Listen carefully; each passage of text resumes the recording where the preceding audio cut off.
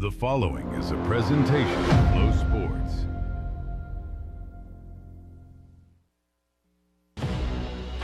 For over a decade, one meet has stood above the rest, the Brooks PR Invitational. From its home in Seattle, Washington, where the nation's fastest high schoolers and middle schoolers arrive to chase PRs, break records, and make history. This is the meet that has produced 105 NCAA champions, 44 Olympians, 14 Olympic medalists, 12 world record holders, and 14 American record holders. A stage where careers are launched, barriers are broken, and legends are made. Today, the next chapter gets written. This is the Brooks PR Invitational.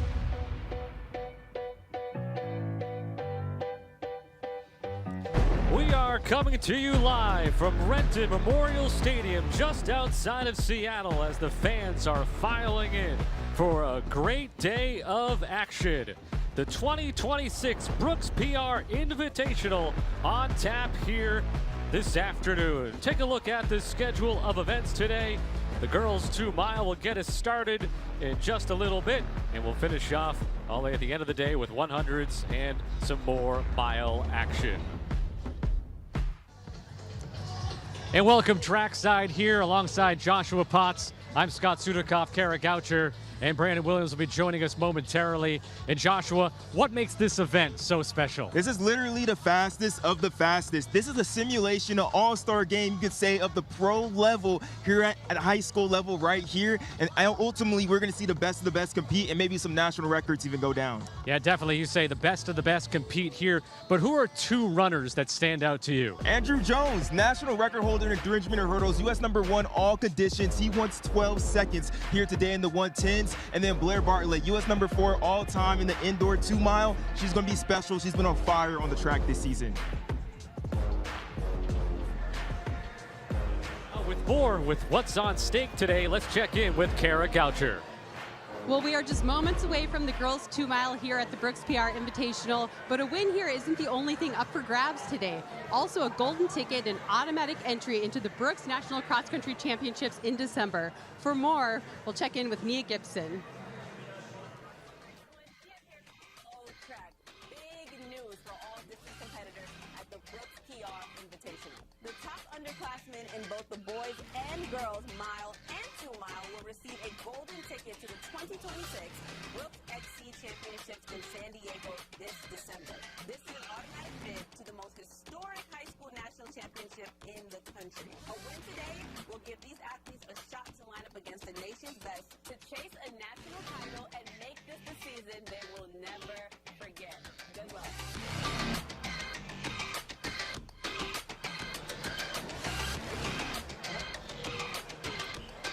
All right, excellent afternoon here just outside of Seattle at Renton Memorial Stadium, getting ready for this 2026 Brooks PR Invitational. And starting things off for us today will be the girls 2 mile events, as the athletes are going to come bursting out of that tunnel any moment here, Joshua. It's going to be a lot of fun here today, isn't it? Absolutely. This is the most intense all-star game you'll ever see. There's no playing around here. We're going for the absolute highest stakes, national records on the line, some of the fastest girls in the country trying to be U.S. #1 here. Yeah, I think the weather is cooperating nicely, mid-60s, mostly cloudy, but the big thing is looks like no precipitation, not going to be too hot, not going to be too cold. Somewhat perfect conditions, I guess you could say, as we'll be getting ready for, well, the girls and boys 2-mile, our first 2 events today. And obviously, Kara already talked about it, the golden ticket on the line, the automatic qualification to the Brooks XC championships that'll be happening in December in San Diego. And so a lot is on the line here today. And you see some of the competitors for the girls 2-mile, and we will run down the field here for you in just a moment. But a lot that we can talk about with these athletes as they do start to take the track. The biggest thing about a lot of these athletes, a lot of them competed at the past Brooks Cross Country Championships. All right, here is the lineup here. Jaslyn Garmer starts things off. She was 14th at the Brooks XC Championships. And of course, her twin sister, Callista, both seniors out of Webb of Knoxville, Tennessee. Up next, we take a look at Gabby Bishop, 4A Arkansas state champion in 4 different events. Behind her, Emma Hoffman. Hoffman was 11th at the Brooks XC Championships, a junior out of Michigan. Up next, Kiara Daly. She won her first California state title on the track in the 3200 this past year. She's headed to Stanford. Addison Ritzenheide, the Northern Arizona University commitment, 3-time Colorado State cross-country champion. Up next, Natasha Dudek, the Brooks NIL athlete. She already has her golden ticket to Brooks XC in December. Up next, Allison Lee. She's headed to the Ivy League. She'll be going to the University of Pennsylvania. And our final 2 competitors here, we start with Blair Bartlett, who Joshua already talked about a little bit. She was a runner-up at the 2025 Brooks XC. And rounding out the field is Mia Surwa, the junior from Barrington, Illinois, a 3-time Illinois State 3200-meter champion. All right, Joshua, they're at the line, and obviously we'll have an eye on Blair Bartlett, but some other names that, of course, I know stand out to you are Mia Surwa, Natasha Dudek, and Addison Ritzenheide in this great event here. Especially Natasha Dudek. She's wearing hip number 7. You can see there on her chest. The Brooks Cross Country champion, the first ever Brooks Cross Country champion, and we really saw her grit down there in San Diego. She's going to be a contender, especially if we go down to a last 100. Her and Blair Bartlett, they battled to the line there in San Diego. It was really a sight to see in that last mile there at Balboa Park. And that's Dudek. She's leading us right now in this first 150 meters. What kind of strategy do you see in this early part of a 2-mile race? It's really right now, like we said, this is going to be the most intense all-star game you've ever seen. All across the country, the best of the best are here on this track in Seattle, Washington. But who's going to take that lead? Who's going to take it fast? Usually there always is someone that takes it fast, especially on the girls' side. I don't know. Girls are just dogs at the end of the day and want to really go for it in these races. And so we're going to see in this first lap just how do they want to play this out right now. And they're letting Dudek do a lot of the work at the moment. Yeah, you see Dudek and the hip number 7 and Lee to her right. Kiara Daly, number 5, trailing, and also you see Mia Surwa, number 10. So we can see they're going a little bit slower than maybe expected. 940 would be about the sweet spot for a lot of these ladies here in this 2-mile. Only 3 girls have gone under 940 in the 2-mile, 2 indoor, 1 outdoor, being Jen Hendegren, who did it last year, running 917, that national record. But those lights that you see right there are set to that 940 pace. Right now, no one's really making a move, trying to chase those lights or chase a record. So we may just see an old-fashioned race to the finish when we get there. Saw Dudek through lap 1 was at 1:17.51, and then Lee 1:17.55. 56 is there's still your 1-2. You see that first pack of 4 with Daly and Surwa. As the pace is really starting to slow, one of my favorites is right there in lane 3, Kiara Daly. I got to watch her last week win her first California state title on the track. She did it 4 times in cross country, but finally got it done in the track. She has probably the fastest 800-meter speed in the field right now of a 2:07 from last year. And if this is slow, she's going to be a real contender on that last 100 meters. How do you think winning so recently in the California State Championships helps her momentum into an event like this? Oh, it's everything right now, especially a lot of these athletes, their state championships were a month ago, 2 weeks ago, 3 weeks ago. Kiara Daly's fresh off that high of winning that California state title and doing it in the 3,200 meter, which is only 20 meters longer than this event. She knows what it's like, and she knows how to sprint in that last 400 meters to break away from an elite field, just how she did last week. Still have basically the same order through here. Dudek, Lee, Surwa, Daly. 1, 2, 3, 4. As we're at 2.5 laps right now.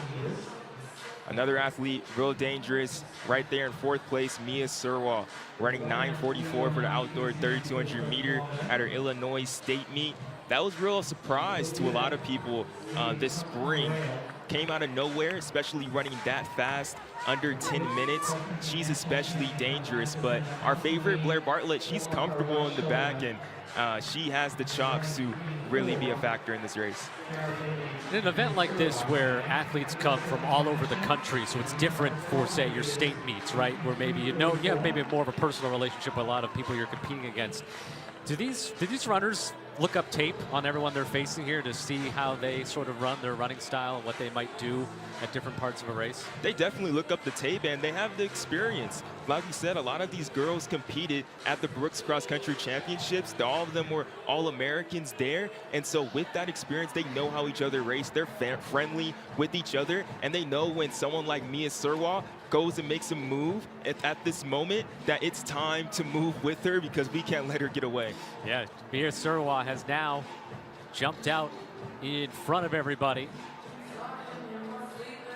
It's nice how Allison Lee, she firstly responded to that move, and now Daly gets there. Lee, she ran a fast 3,200 real early in the season in April, running 9:47, and now she gets to face real competition again on her level, and so she's really stepping up to the challenge and making sure that she can be there when these moves happen.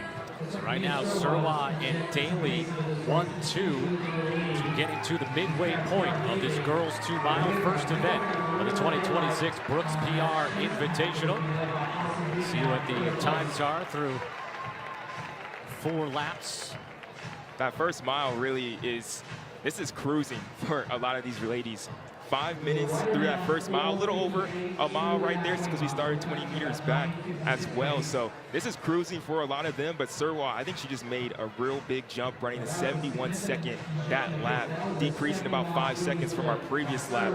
And so she's really trying to break this field. Blair Bartlett's doing her best to try and close that gap as quickly as possible.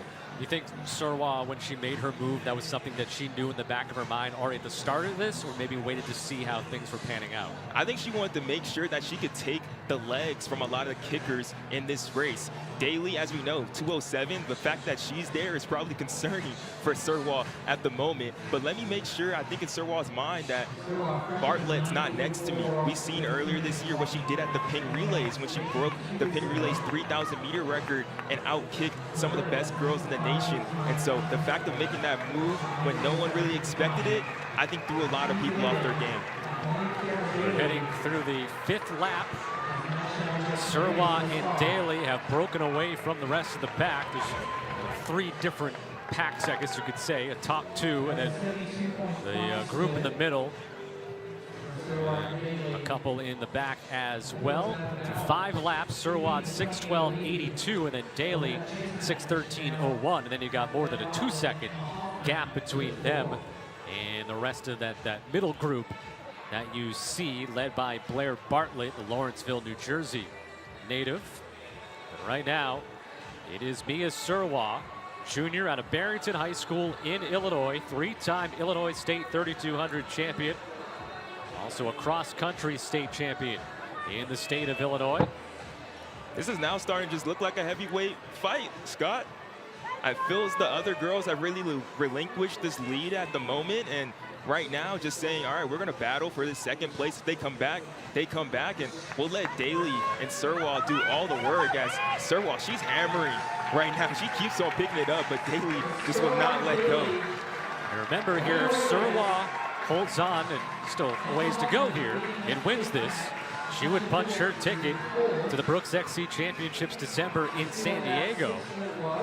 And important to note, Kiara Daly being a senior, she wouldn't earn the qualification. So in essence, Surwa could, if she finished second, she would also punch that ticket, but I think she wants to win it. She doesn't want to finish second and earn it. And rightfully so. If she can win this race and beat a star-studded field like this, that earns her a spot. There's girls in here that are all-time across several events, that are extremely fast in the mile as well. And so if Surwa can get this win, she definitely deserves to be there in December.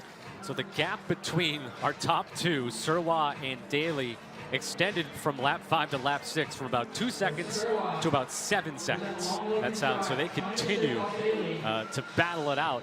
But even so, Surwa is slightly gaining an advantage here as we're down the final straightaway of lap 7. She almost keeps inching closer and closer, pushing harder and harder, trying to take this kick out of Daly. Right now, it looks like it's working. I feel Daly's really working at this moment, but the one thing I know about Kiara, from covering her for the past 3 years in California, she does not like to lose. So Surwa cannot allow her to get back in this race. The final lap bell. Daly trying to catch Surwa. Daly from La Jolla High School. Going to be a Stanford Cardinal in the fall. Mia Surwa, junior from Illinois, trying to keep the advantage. And Scott, last week at the CIF state meet, this is exactly where Daly made the move to win that 3,200-meter state title, her first one on the track. Can she win her first national title on the track as well here at Brooks PR? She's trying to get around on the outside on Surwa as they're heading into the final turn of this girls 2 mile, beginning our 2026 Brooks PR Invitational. And we're going to have a battle down the final stretch here, Joshua. Like I said, Kiara Daly, she does not like to lose. The future Stanford Cardinal gets her first national title after her first state track title on the track. Kiara Daly, you're a star. Kiara Daly with the final push overtakes Mia Surwa to win the girls 2 mile. Surwa, though, will earn that golden ticket, finishing in second. Kiara Daly, 9:49.57. And for Surwa, 9:51.68. Your top 2 finishers, Natasha Dudek comes in third, 10 minutes on the dot there, .22. And Blair Bartlett in a fourth. But that ended up being the battle between Surwa and Daly. And then Daly in that final, call it final 200, really put the burners on, got around on the outside, and in the end, ended up not being as close as it may have looked, as she is the 2026 champion of the girls 2 mile. That was grit. That was grit. Like we said, this is an all-star. These athletes, they're having fun this weekend. They're going to be on a boat after this. They're going to be in the game room. They're going to have all the glamours. But when it comes down to it, it's still grit. It's still grit that wins you national titles, that wins big races like this, that sets you up to go to the NCAA and professionally years down the road. And Kiara Daly, she gets to have all that glory in this moment. So Kiara Daly, first place here in the girls 2 mile. 9:49.57. And still an impressive time, Scott. Really impressive. 9:49 is real fast as she hugs a Brooks NIL athlete, another athlete from San Diego, Jalen Williams there too. And that was she was at, her and Surwa were both at 5 minutes through the first mile, and then able to obviously cut down that time on the second mile. And so Daly the winner, Surwa finishing second, will get that golden ticket to the Brooks XC Championships in December. And obviously, maybe has her eye on coming back to this event specifically next year and try to get the victory. There is the final numbers Obviously, Daly and Surwa stand out in this event as we saw it live with our own eyes. One of the fastest times outdoor in the 2 mile, Kiara Daly just put together. Natasha Dudek still finishing in third, our Brooks cross country defending champion. Impressive performance for her. Her first time beating Blair Bartlett on the track since the cross country season. Everyone here ran an amazing race. So a great start to this event here today. Boys 2 mile is coming up next. Kiara Daly is gonna go over to our own Kara Goucher. And let's go down to Kara to talk with Kiara Daly. I'm here with Kiara. Kiara, that last 200 was sensational. You just hung in there, and then unleashed. Talk us through that last 200. Well, I know I've got that speed in me. Haven't really had much of a chance to show it. But now that I moved up distance in 2 mile, I knew I'd have that kick, so I was super happy with that. And you just ran a PR at the Brooks PR Invitational. Talk to us about your new PR. I mean, yeah, like I said, I never really run the 2 mile. I'm not super into long distances, but yeah, it's super cool to get a Brooks PR at Brooks PR. Not into long distances, and she's our new Brooks PR 2 mile champion. Let's hear it for Kiara. So congratulations to Kiara Daly and a PR and winning this 9:49.57. Love this event that there's the PR counter that's right around midfield near the throne. So we got our first one up on the board here today, and I'm sure we got many more to come. And now it'll be time to jump in to the boys 2 mile run right now. And we will give you the rundown of the competitors here in a moment. We're hoping it'll be just as exciting as those we just saw with the girls. Rule Newberry, a sophomore out of Geyer High School in Texas, starts things off. Now we look at Hunter Robbie, a senior from Colorado, ranks number 17 in the country in the 3200. Caden Leonard, a Texas state record holder. He's headed to North Carolina. Here's Michael Ferguson. He's from North Carolina as well. North Carolina state champ at the 1600. Kavi Gibson, he's headed to Duke University, was 10th at the Brooks XC recently. And Cohen Butler, a senior from the state of Washington, going to be a Washington Husky. Johannes Van Meerten, Arizona 3200 meter state record holder. They're joined by Brooks Barbie, the North Carolina 2000 meter steeplechase record holder. Oliver Horton Jr. from Colorado. He's headed to North Carolina when he goes to college in a couple of years now. And then rounding out the field is Marcelo Mantacone, who's already qualified for the Brooks XC Championships, the junior out of Florida. All right, Joshua, expecting the similar fireworks in this one? Similar, definitely. We'll see who can really take that lead and makes that move to make this fast.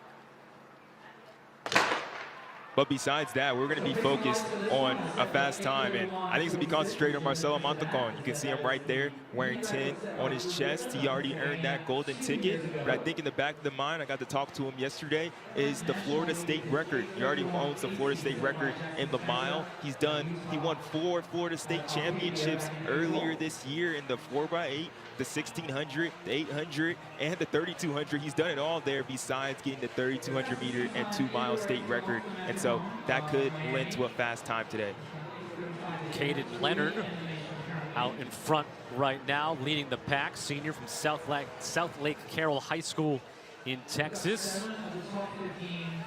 Caden has been great over his past 4 years, especially his senior year. He was really chasing that sub-4 mark in the mile, wasn't able to get it, but found real success in the Texas season, the UIL season, winning another state championship and breaking the Texas state record, running about 8:45, which is hard to do in humidity. And now with perfect weather, we'll see what he can do. So Leonard, followed by Montacone, and then you have Johannes Van Meerten in third right now, ranks number 11 in the U.S. in the 3200 meter at a Flagstaff High School in Arizona. Van Meerten was really talented this past cross-country season. He finished he finished 4th at the Brooks Cross Country Championships after finishing 2nd at NXN. But on the track, hasn't performed to as nearly as the level I think he's capable of. And with him being in position right now, with the good kick, he could get a national championship here at Brooks PR. Yeah, what maybe different strategies could we see here in the boys 2-mile as compared to what we saw with the girls a few moments ago? It may come more down to a kicker's race, especially with the boys. More guys should be in the running when that move does happen. A lot of these guys are in similar fitnesses and raced each other just a couple days ago. So when that move does happen, I do expect more to really be in that mix in that last 800 meters. Still got Leonard, Montacone, Van Meerten with 6 laps to go. Van Meerten officially there in 2nd. With Montacone in 3rd, Cohen Butler 4th, Brooks Barbie in 5th, Oliver Horton in 6th currently. But again, it's such a tight pack that at any moment you could see someone break away as we're in the midst of the 3rd lap of the boys 2-mile. A pretty pedestrian pace for a lot of these guys. Now being sub 9 minutes isn't pedestrian by any stretch of the imagination. Certainly not for me. Yeah, for average high schooler or just the average person. But these guys are capable of running 8:40 here today. And so a big negative split, I think, is on its way for the next mile. So I would get your stopwatches ready. And looking at this event here, there are 3 athletes that can punch their golden ticket. Oliver Horton, Brooks Barbie, and Johannes Van Meerten are in the running here. For that, and Rule Newberry. Marcelo Montacone Jr. already has his trip. He was the runner-up at the 2025 Brooks XC Championships. And right there in the front, Cohen Butler, he's representing for the home state of Washington at the moment. Last week won his Washington state title in the 3,200 meter, dominated doing that. And so against top competition here, he's running with absolute confidence. Yeah, Butler ran his PR in that event, 8:43.77. It's going to be a Washington Husky, so he's not going to be too far down the road from here for school. A dog. He's a dog. So Husky, that literally. Yeah. Yeah, so he's going to go for this. Following him is Caden Leonard, Van Meerten and Montacone. Almost through 1 mile. The boys 2-mile. Here at the Brooks PR Invitational on a nice cool Sunday afternoon just outside of Seattle, mid-60s. Sun is poking in and out of the clouds, but again, down there on the track, it's got to be pretty nice conditions to go out for a run. As we hit the midway point of the boys 2-mile with Cohen Butler out in front at 4:31.56. Leonard and Montacone trailing him. So we're right above 9 minutes right now on the pace. So this is going to drop. This is going to drop a lot, Scott. We'll just see who's going to make that first move, who wants to really put themselves out there. Cohen seems to really be pushing it a little bit right now, but who's going to be that guy? I maybe got to put you on the spot here, but maybe if you had to pick someone, who do you think might make a move?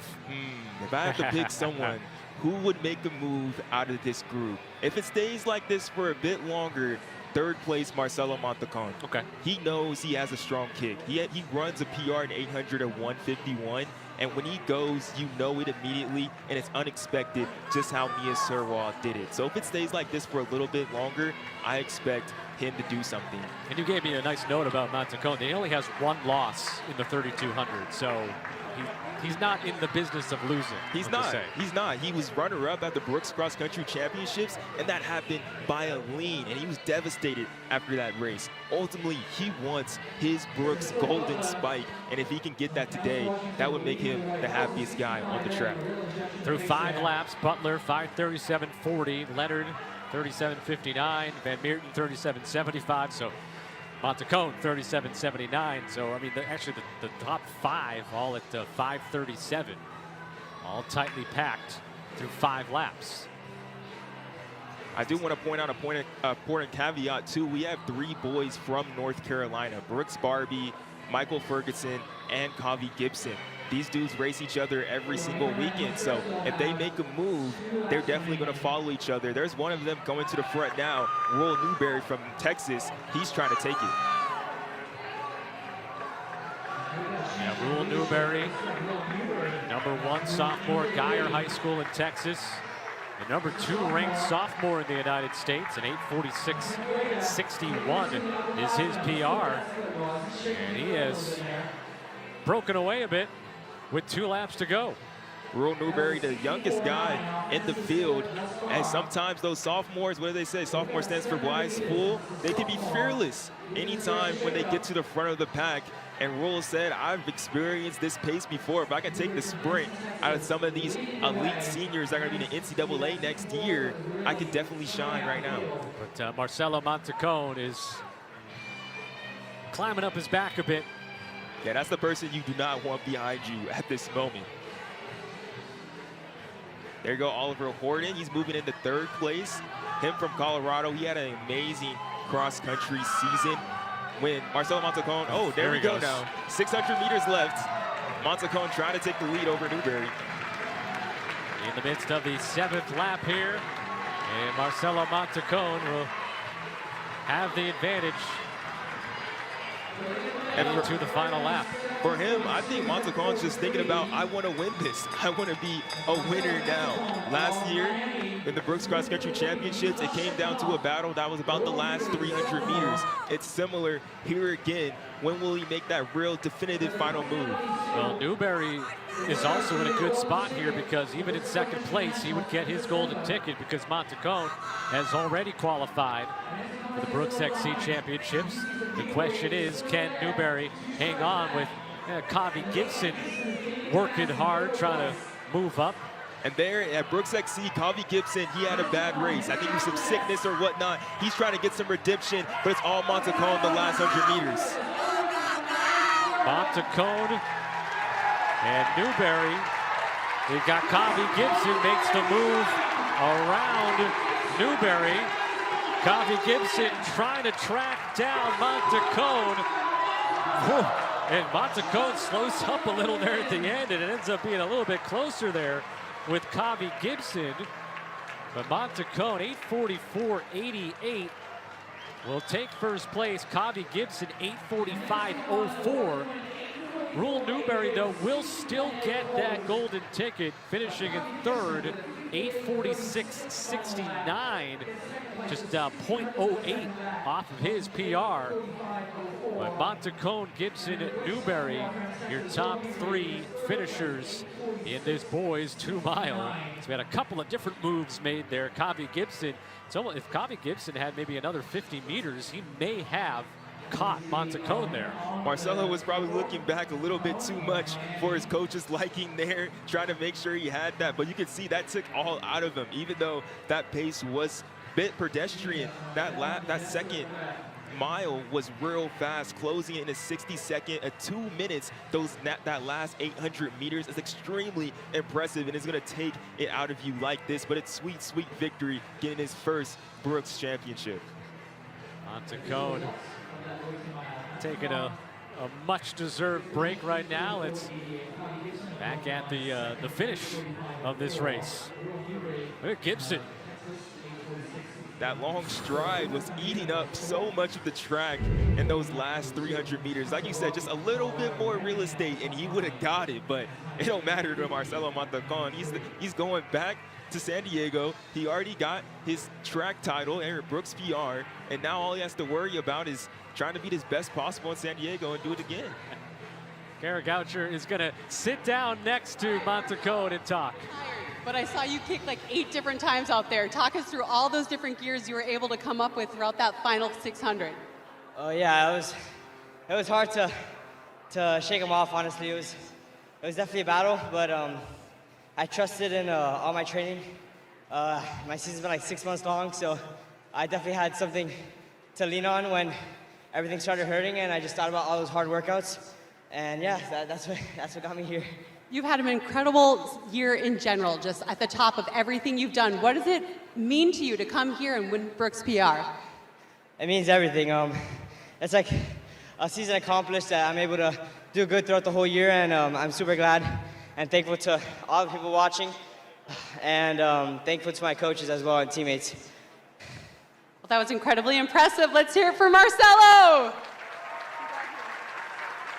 Congratulations to Marcelo Montecone, takes first place. Gavi Gibson in second. Rule Newberry punches his golden ticket, finishing in third there at 8:46.69. We will step aside and come right back with more action here. The 2026 Brooks PR Invitational. As you're watching live on FloTrack.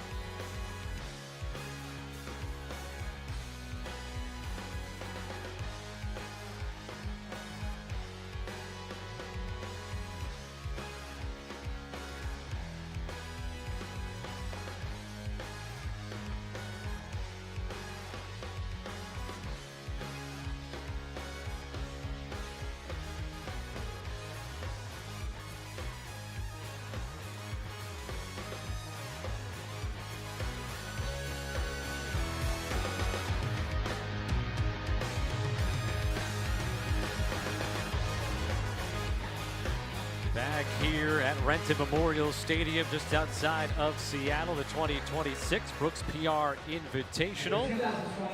As we've gone through the first two events today, the girls and boys 2 mile. And now coming up next, we're gonna drop down to the junior level, middle school. And the girls junior 400 will be coming up next. We'll have 8 different competitors. And it's got to be a thrill for 7th and 8th graders to come to this event, Joshua. And we're not kidding you, they get treated like royalty this weekend. So it's got to be a thrill for them. It's all just expecting of what they can come in the next couple years. All right. So they are taking the track, and here's the girls' middle school 400 lineup. Kai Axum, an 8th grader out of Florida, a 55.9 her PR. Alicia Wilkerson has a national championship to her honor here in 2026. Liliana Duvra, just a 7th grader from Florida, 55.28 her PR. Zora North has an outdoor second place finish in the 400 last year. Lana Lucas is a 2025 Brooks PR junior athlete, 8th grader out of Tennessee. Trinity Williams, an 8th grader out of Texas, the Dave Bethany Track Club for her. Chloe Carter out of Track Houston Youth Track. And rounding out the field of 8, Aaliyah Gamble out of 813 Elite Track and Field in Florida. All right, Joshua, they're going to line up here for this 400. Some names do stand out. Alicia Wilkerson, Zora North, Lana Lucas. They'll be in lanes 2, 4, and 5. What do you expect to see here in this event? Fast, and more fast. 54 seconds in 8th grade is very fast. I know I said that a lot of time, but I really want to emphasize how well and how great these athletes are at this moment right before they get into high school. Some of these girls are not even in 8th grade. Some of them are 7th or 6th grade. So the fact that they're able to be in this moment, be able to run this fast, I think we have to be paying attention on the middle of the track where we have our fastest seed times. Zora North and Lana Lucas, both 54.8. Liliana Duvra in lane 3, 55.3. And actually lane 6 got Trinity Williams at 54.9. So North, Lucas, and Williams, 4, 5, and 6 that have those 54 times. And this is great setup for what's to come for these athletes, as many of the high school athletes we're going to see later today were also junior athletes here at the Brooks PR Invitational. Jalen Hunter, who was our defending 400-meter champion the year before that, he won the junior, the middle school 400-meter championship as well. And so just like the high schoolers, these girls are trying to build their legacy to keep on continue running and just having fun in this sport for as long as they can. And I feel like even if this is an event you maybe don't get your best finish, it helps you to know maybe where you stand moving forward into your high school years, maybe what to work on, what to improve upon. Absolutely, and especially on the national level. The hope, if you can make it here once, is to make it back again, to build those connections, build those friendships, learn how to work hard from the people around you, and then you take that back home, apply it again, and become even better when you're back at Brooks PR again. We're just about ready for the girls' middle school 400 here, the Brooks PR Invitational. Set. On the outside there, top of your screen, Aaliyah Gamble in lane 8, Chloe Carter. Lane 7, move being made by Trinity Williams. Of course, you got those, it's Williams, Lucas, and North left to right on the screen there for you momentarily.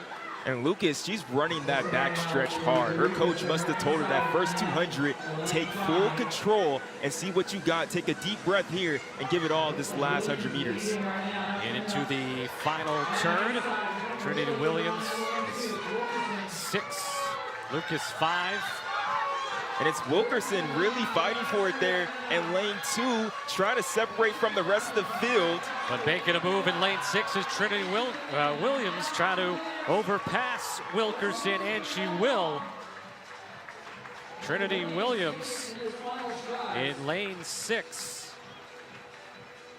And sometimes you just can't believe what you did, that you actually won the championship from the gun. Williams was already getting the stagger made up on her, but she stayed with it, ran her own race, stayed in her lane. Even in the last 100 meters, she's seen the lead that Wilkerson had on her and was still able to run her down. The grit that we've seen at the beginning of the meet continues through this entire day. Trinity Williams able to overtake Alicia Wilkerson over the final 100. You see in lane 6, Williams. In lane 2, Wilkerson. But Williams at 54.64, able to take first place. Wilkerson 55.08 in second. Zora North 55.59. And yeah, great reaction from Trinity Williams. She fooled me for a moment with her reaction. I went, wait a minute, she won, right? Yeah. She sort of just had a look on her face that she couldn't believe it. Trinity Williams is standing by with Kara. Trinity, that was an amazing race. Talk to us about your composure down that final 100. I knew I'm a strong finisher and have a good top end speed, so I knew anyone who was in front of me, I had a chance of getting them, so I just had to stay patient. Well, your patience paid off. You just won the Brooks PR Middle School 400-meter title. What are your dreams for the future? I hope to continue running track. Just keep doing the best I possibly can. Keep working hard. I want to say thank you to my parents and all my coaches. And yeah, thank you to God. Thank you so much, Trinity. Congratulations. Congratulations to Trinity Williams. 54.64, Alicia Wilkerson 55.08. Your 1-2 finish. And now we'll move on to the boys middle school 200. And those top 2 times, by the way, both PRs for Williams and Wilkerson as they update that tally at midfield. All right, let's go through the field for the boys middle school 400. Got Blake Johnson out of Southern Sprinters Elite in Maryland. Noel Titus from New Era Elite Track Club in California. Darius Bowling, who's an indoor 3rd place finisher out of New York, a 49.92. Donald Green, Southern Sprinters Elite as well at Maryland, an indoor national champion in 2026. Kamani Wright out of Texas, a fourth-place finish at a Nationals in the indoors this year. Devlin Hart out of Track Houston Youth Track. Samuel Stribling Jr., another representative out of Southern Sprinters Elite. And then rounding out the competition here is Javon Isidore out of KY Track Club in LA. Or Louisiana, I should say, excuse me.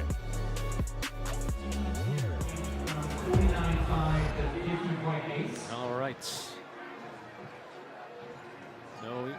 Darius Bowling, 49.92 on the year. Donald Green, a 49.75. Kamani Wright, a 49.52. And you got Devlin Hart also with a 49 to his name. So that's 3, 4, 5, and 6 lane assignments there. Obviously, always have, you start there, you look, but I wonder if someone on the outside or the inside can open some more eyes here in this event. Yeah, definitely seeing Trinity Williams, what she did in that previous race on the outside lanes where Stribling is and Hart, they have to be thinking, I can still in this race, especially if you have lane 1, if you're Blake Johnson, you're not out of this. You can get this done wherever you are on this track. Get the lane assignments there for you. Johnson, Titus, Bowling, Green, Wright, Hart, Stribling Jr., and Isidore is in lane 8. I know a lot, we see these kids right here and we're like, they're kids, they're young, they may not know a lot about this sport, but you may not know this about me, Scott. I started running when I was 5 years old. So I've been like a lot of these kids, they've been around this sport for a long time already, 10 years plus for a lot of these kids already right now. And to be here is just like any other club track meet where you're there for 16 hours the entire day, running about 4 different events, playing with your friends at the cooler, at the tent and everything. But now you just get the treatment of a professional athlete as well with it. We should note, actually, Javon Isidore is not competing here today, so we will have just the 7 lanes filled.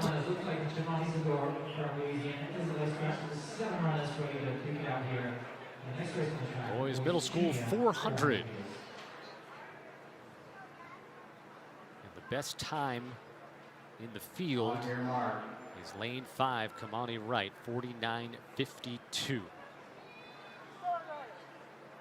Darius Bowling, though, you're looking at right there, 49.92 is his PR.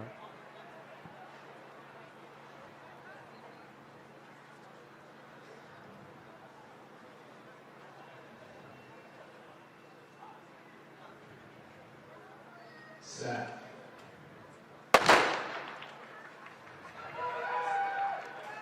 Off to a clean start. Blake Johnson, top of your screen. They're in the middle of the track. Donald Green, he's running a great start to this race, and they're on the inside in 3. Bowling, he's really going.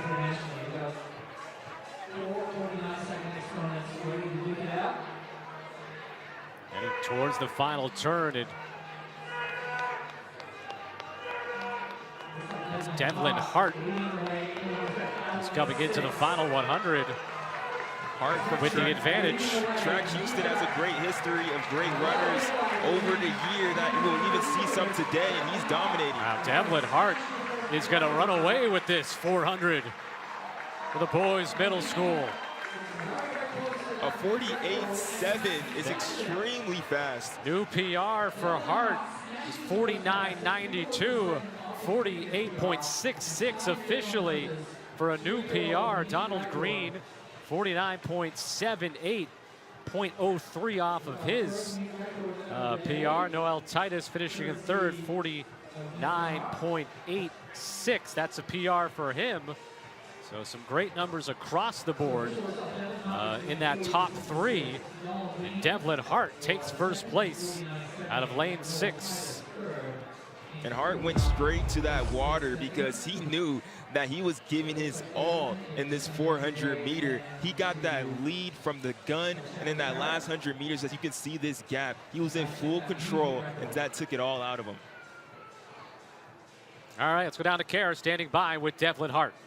Hey, Devlin, great race out there. You took control early on. Tell us about that decision to go for it. don't know, I just needed it. Well, you ran a PR. How'd you feel out there? Pretty good. I just joined a new team.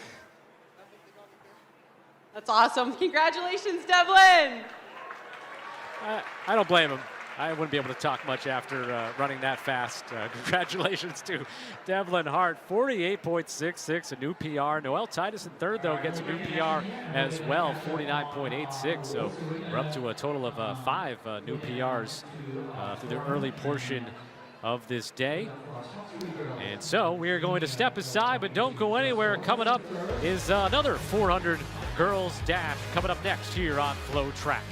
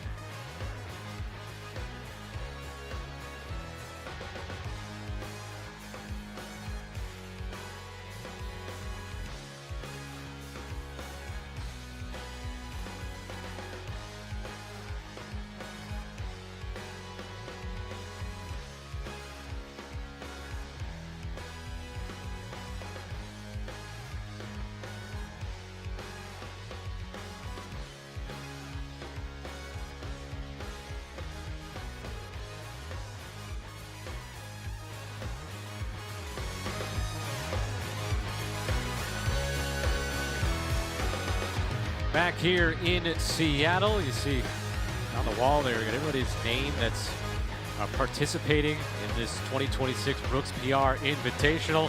Trinity Williams took her throne a few moments ago. The girls' middle school 400 win for her. That's gonna be fun. You got the golden spike, you got the crown, you got the throne, and now it's time for. Now we move up to the high schoolers for the girls 400. And let's go through the field. We'll start off with Nakira Hudson, the 2A Florida State champion in the 400. Joined by Madison Brister Wesley. She's headed to the University of Arkansas. Carrie Kresser, 6A Texas State champion in the 400 meter, has a PR of 52.85. Next up, Sanaya Varnado. Varnado is a junior from California, number 13 in the U.S. in the 400 meter. Natalie Dumas, senior, who is number 8 all-time in the U.S. and University of Arkansas. Natalie Dumas in lane 5. In lane number 6 competitor here is Sophia Castaneda, a 2-time Oregon State record holder. She's headed to the University of Michigan. Ashton Lewis, she's going to Vanderbilt, and 52.60 is her PR. And then Angel Breffo, who was in 3rd place last year, she's going to Baylor. There's Natalie Dumas. She is definitely the star, the returning champion in Brooks PR in the 400-meter dash. She's also U.S. top 10 in 3 different events all time, in the 400-meter hurdles, the open 800-meter, and the 400-meter dash with the PR of 51:14. Natalie Dumas is an absolute beast when it comes to the 400-meter dash. So there is Dumas. She'll be in lane 5. Sanaya Varnado, 52.50 is her PR. Another one to certainly watch out for, Joshua. She's incredible. I saw her last week, too, at the California State Championship. She ran U.S. number 5 all time in the 300-meter hurdles, breaking Lashinda Demas's record. You may have heard of Lashinda Demas. She was a multiple-time Olympian. She in the 400-meter hurdles, and amazing times for her over this year. Varnado is one to watch. On your mark. Girls 400 about to begin. There are the lane assignments here at the Brooks PR Invitational. Dumas is, as you'd say, the front runner. We'll see if someone like Varnado or Castaneda, or someone else in this field, can't overtake her. Natalie Dumas off to a really strong start, already making up the stagger on Castaneda. Castaneda is the Oregon State record holder, running 52 earlier this year, so it's impressive to see that kind of start from her. Yeah, so Dumas is overtaking Castaneda already. Watch Lewis and Breffo around here on the near side now. Watch for Varnado's kick in this last 150. She's a great 4x400 meter runner in California and really knows how to go when she anchors her team, Long Beach Wilson. Heading into the final 100. It's Ashton Lewis out in front. Dumas in second. In third is Varnado. And Lewis, it looks like she's going to upset this entire field now. Ashton Lewis will take first place. Ashton Lewis, senior out of Iowa Colony High School in Texas, 52.63. And then Sanaya Varnado will finish in second, 52.99. It can really be a benefit to be on those outside lanes and not seeing that action, what's going on behind you. We were focused onto the middle of the track with our 2 favorites of Varnado and Dumas, but for Lewis, didn't even matter at this point, especially when it came to the last 100. All she saw was the tape and let me inch closer and closer in those last 50 meters. Ashton Lewis able to hold on to that advantage over the final 100.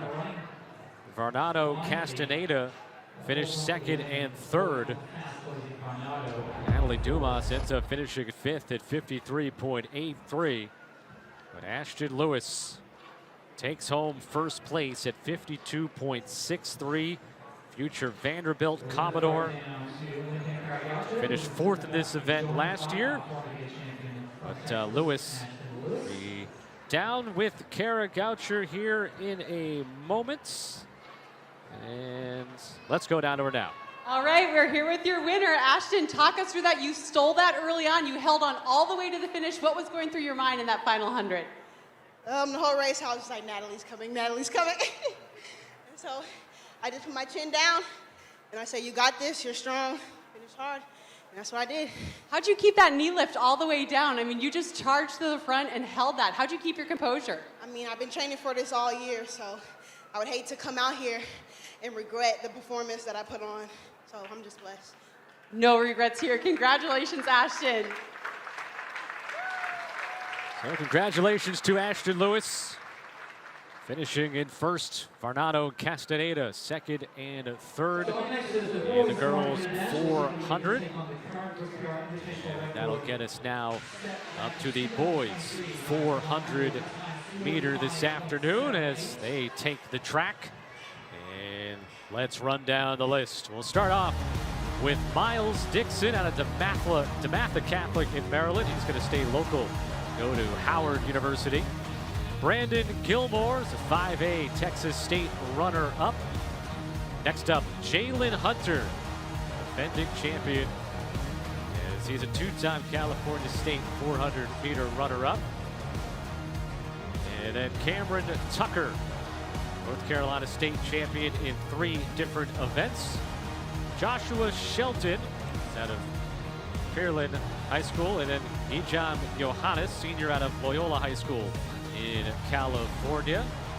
Abram Regan, senior out of Austin Lake Travis, Texas. He's headed to the University of Michigan. And last up here is Austin Smith, as Joshua Shelton is a late scratch, as I did mention it, but he will not be participating here today. So it'll just be 7 on the track in this event.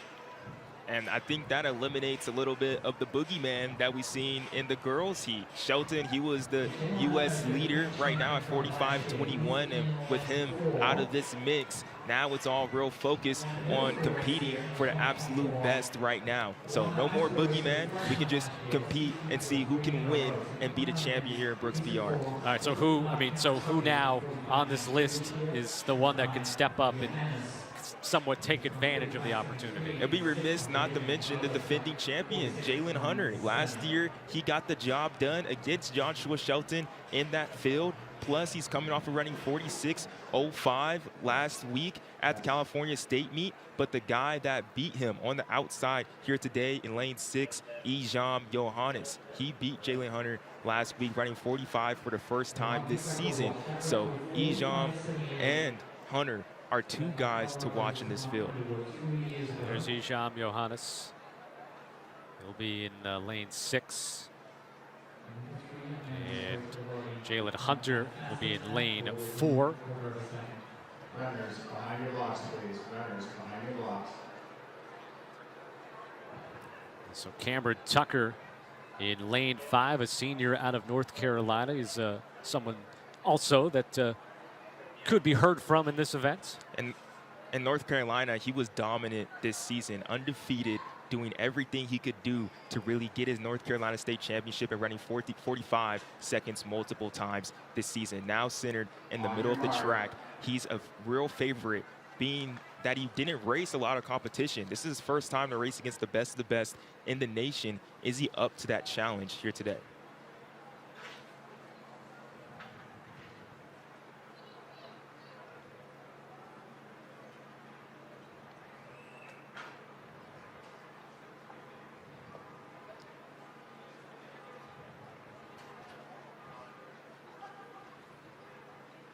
Set. And the boys' 400-meter begins. On the outside, who we didn't mention, Abram Regan, there in the 8th and the 7th lane. Regan got out hard. He's another guy from Texas filling in now for Shelton. He's someone that wants to get this win for Big Texas. Trying to pass Austin Smith there, who was in lane 8 into that turn. You can see that big hair of Johannes now moving as he really starts to kick. He has a PR of 151 also in the 800 meters, so he closes really strong. Trying to hang on is Regan, but both Tucker and Johannes take over. It'll be Tucker who will take first place. Cameron Tucker in lane 5. Tucker, and exactly what we just sort of alluded to, that pointed out right there at the last moment that it could be an opportunity for him, and he takes it. In North Carolina, he was a winner all season long. When it came down, when the bright lights, when FloTrack came to town and got the coverage on him, he also shows up to the occasion once again. Maybe not the time when he wants of a 46-46, but the victory and the glory of being a Brooks PR winner is always a great thing to have with you. So as we came into this final 100, we were talking about Abram Regan and Ijam Johannes making a move, but in the end it's Cameron Tucker and then Jalen Hunter as well in lane 4. Tucker and Hunter finishing 1-2. It seemed to me that Tucker, just with about 30 meters to go, just had one more gear in the tank as Hunter really pushed, trying to defend his title. All right, let's go down to Kara.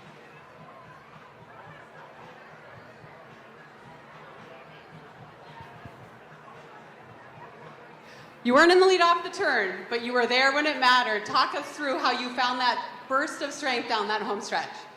Coach was working on the back half of the race. I've been dying lately like that. And I came all this way and I didn't want to lose. So I'm glad I was able to finish 100.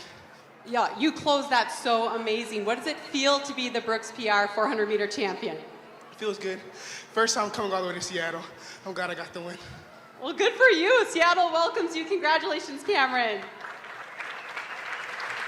Congratulations, Cameron Tucker, 46-46, taking first place. Jalen Hunter, Ijam Johannes, second and third in the boys 400-meter. Coming up, we're going to have a relay race. Girls Washington State 4x800 is coming up next here at the Brooks PR Invitational on FloTrack.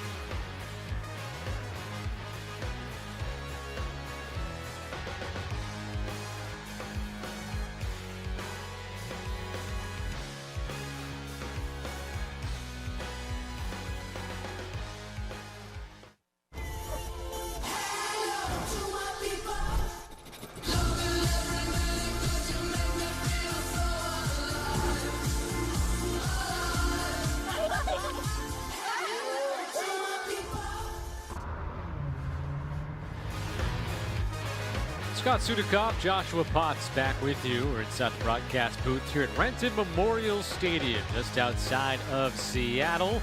A couple of more first place winners taking the throne. Ashton Lewis, the girls 400 winner, followed up by Cameron Tucker, taking the 400 on the boys' side. We have a relay race coming up next. The state of Washington, the girls 4x800 relay. We'll also have the boys a 4x800 relay a little bit later today. We have 11 different schools participating. And we'll kind of just run them down for you. We'll have in lane 1, Eastlake. Lane 2, Ellensburg. In lane 3, Gig Harbor. Lane 4 is Inglemoor. Lane 5, Issaquah.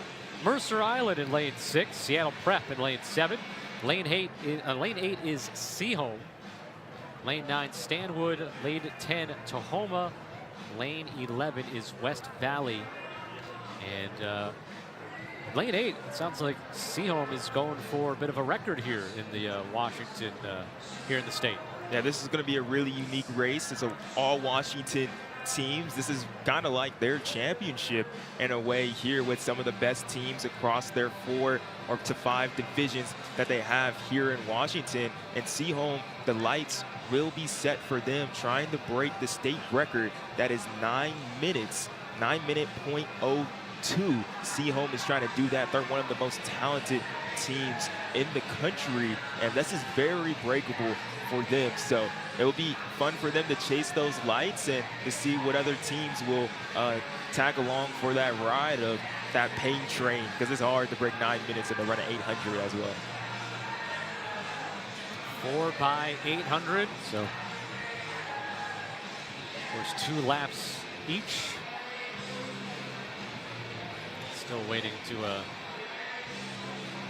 have them officially introduced on to the track.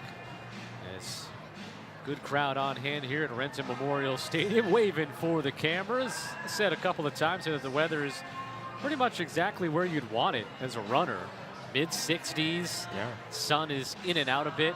I think the sprinters would may want it a little bit hotter, a little bit more heat along with it. But for the fans, this is perfect. This is perfect. I would stand out here all day. Not a bad way to spend a Sunday afternoon here in the Pacific Northwest. Excited to be here this weekend. 4 by 800 for the state of Washington. The thing that the kids really love about the 4x8 is running with your best friends, especially when you run track and field. A lot of these girls, they run cross country as well. There's family bonds that really get built in this, to where some of them will even be in each other's wedding one day down the line. And so to be able to compete with each other and be competitive is always just such a fun time all the time to get together. Run down who's going to be in the start list here and the different schools. Again, Seaholm is the one going for the meet record of 9 minutes .2. Well, that is the meet record, 9 minutes .2. Officially in the 4 by 800. And you can see they each school obviously has got a different color that they're wearing, and obviously to help us out got the label as well. There's Eastlake.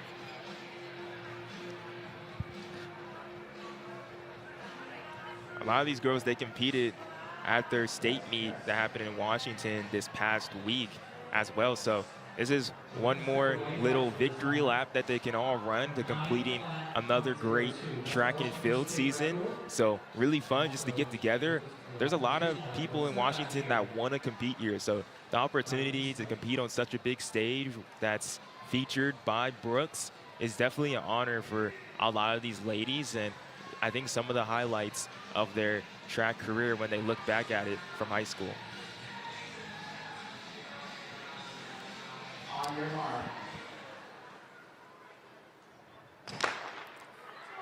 And the Washington State girls 4 by 800 is underway.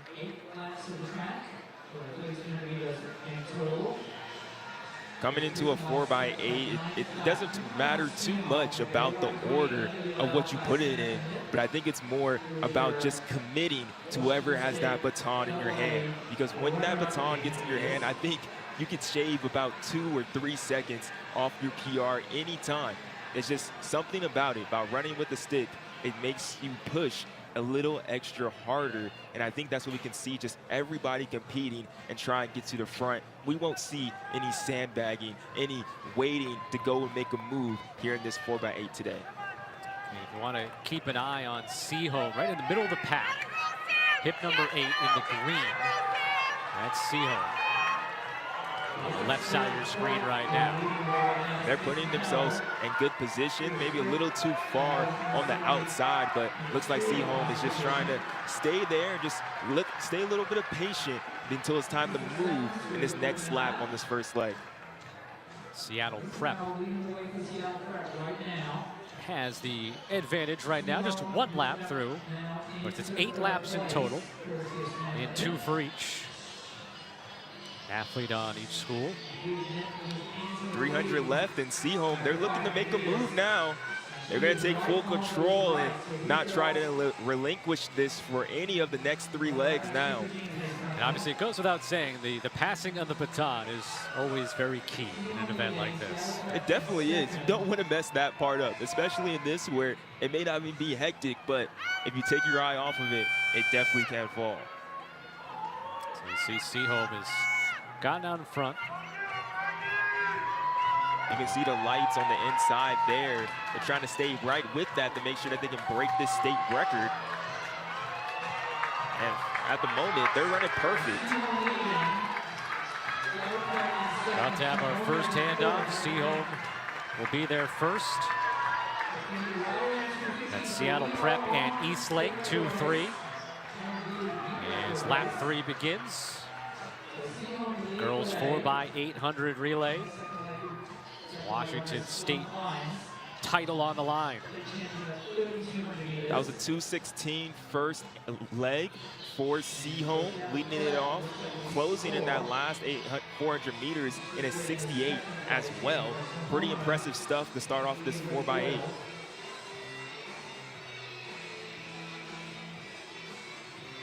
Seaholm, Seattle Prep 1 and 2. I think one of the disadvantages, especially when you're the favorites in this field, is that you got to do it from the front a lot of times, and especially when you're doing it with the record. And when you hand it off, you get the baton, and now you got to lead, and you may not want to be there exactly when you get it, but sometimes you just have to settle for it, focus on your race, and do what you know you're capable of. You can see the pack right now is well ahead of those lights.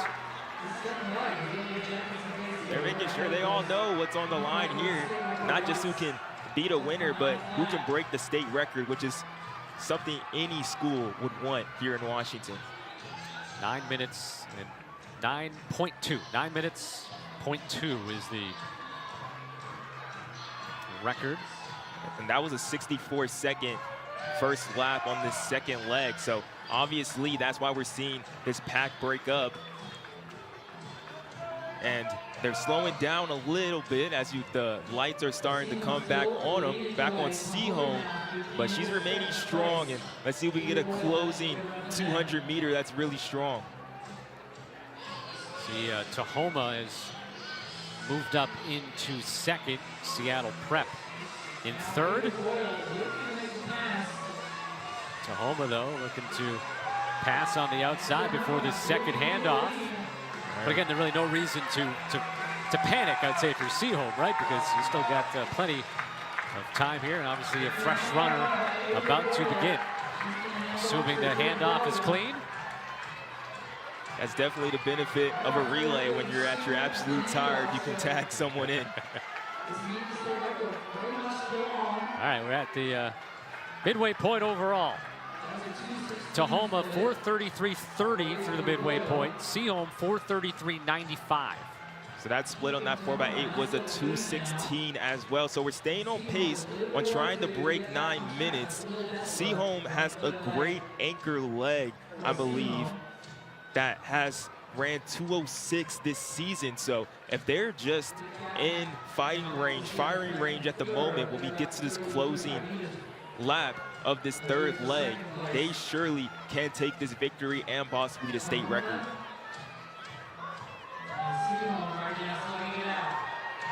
This is lap 5.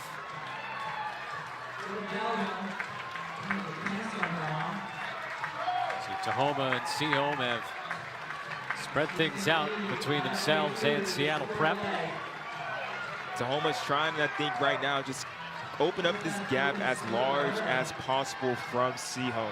Kristen Ludman, she's on that anchor leg for Seaholm. Like I said, she ran 2:06 this year, one of the top sophomores in the nation as well in the 800-meter dash. She could be running in the open 8 later today. She's that good of an athlete. So Tahoma has to do everything possible to stay close so that they're in this race. You can see in the midst of this second leg, lap 6 overall, Seaholm is retaking the advantage.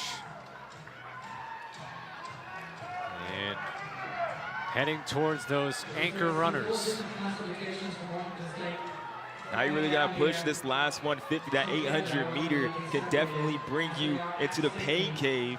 But like we said, when that baton is in your hand and you have lights in front of you like a state record, you can really fight for all you got.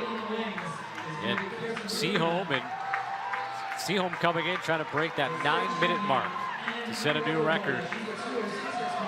About to have the final pass of the baton, the anchor leg of this girls 4x800 Washington State title on the line. Seaholm and Tahoma with the large advantage, 1-2. And now, see, what you just were talking about, this could be a chance for Seaholm to put it away. Yeah, I think right now we're just focused on the time now. This is all about the crowd cheering them on. This is focusing on Seaholm. Can they break that 9-minute barrier, that Washington State record right here, right now on Sunday, June 7th? Kristen Ludman, she's really moving right now in this last 600 meters and trying to open up this gap even more, just getting right ahead of the lights, and she's starting to be relaxed now. So Kristen Ludman, the anchor for Seaholm, this Washington State 4x800 championship. It's trying to be part of history and break 9 minutes.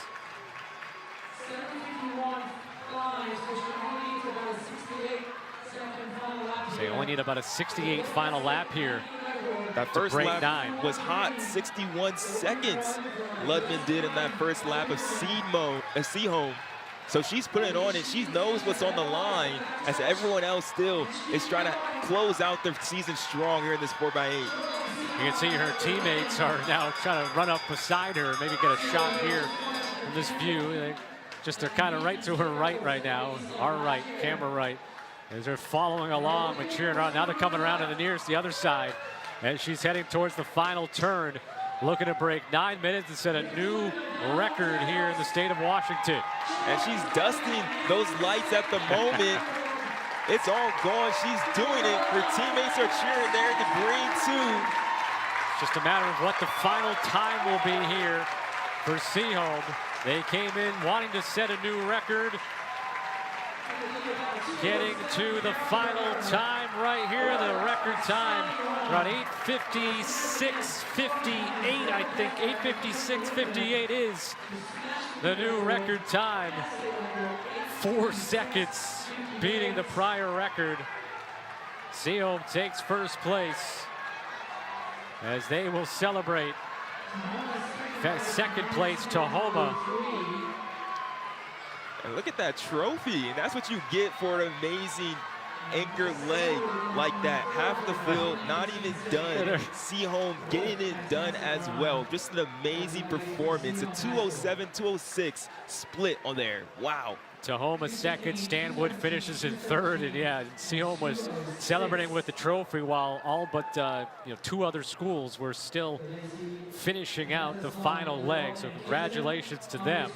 Really demonstrates just how hard it is to break 9 minutes. That's a hard feat to get. Seaholm being able to do that is such an accomplishment and demonstrates how great they've been over the past couple years in distance running, and they really are a team to watch for years to come. As Ludman, our anchor leg there, she's only a sophomore. It seemed like they just had a stroll in the park and set a new record as they getting to do it here on this stage. Congratulations to them. And it's so motivating for the other runners to have someone like Ludman on your team, to have that low stick. All right, Kara standing by with the new record holders. Girls, you are the new Washington State record holders in the 4x800. How does it feel? Feels so amazing. Oh my gosh, yeah. What is it like to come out here with 4 of your best friends? You guys get to train together, race together. What's it like to be out here? I'm just so grateful to have these teammates, and it makes like going to practice every day so much more fun, and being able to do races like this. So. And Kirsten, you turned down an individual spot to be on this relay. What does it mean to you to win with your teammate? I think it means a lot. We just work so hard together, And that's really the key to our success, is we're always training together and working hard together. And so I just really wanted to give this race to my teammates and just help them along. What does this mean to you? This is really special. I mean, we really are best friends. We spend so much time together, so being able to come here and do this is really fun. Well, hold up that trophy, new state record holders. High school new state record holders here in the state of Washington, the 4x800 relay. As they blow away that previous record that was at 9 minutes. Tahoma and Stanwood finished second and third. All right, we got plenty more to come here as Seaholm celebrates their new record here at the Brooks PR Invitational on FloTrack.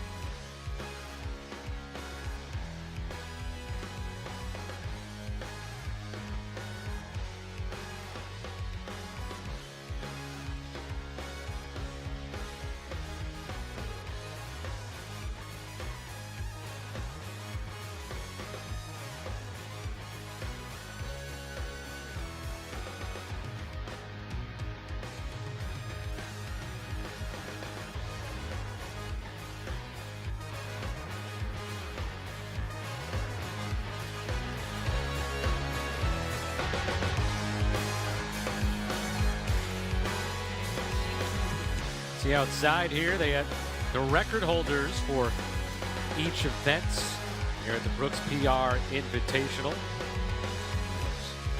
It was Cooper Lutenkaus earlier today won another event. He's got his name out there. He's amazing. And we got some amazing ladies up next, too. All right, the 100-meter hurdles for the girls. Coming up here. It's going to have,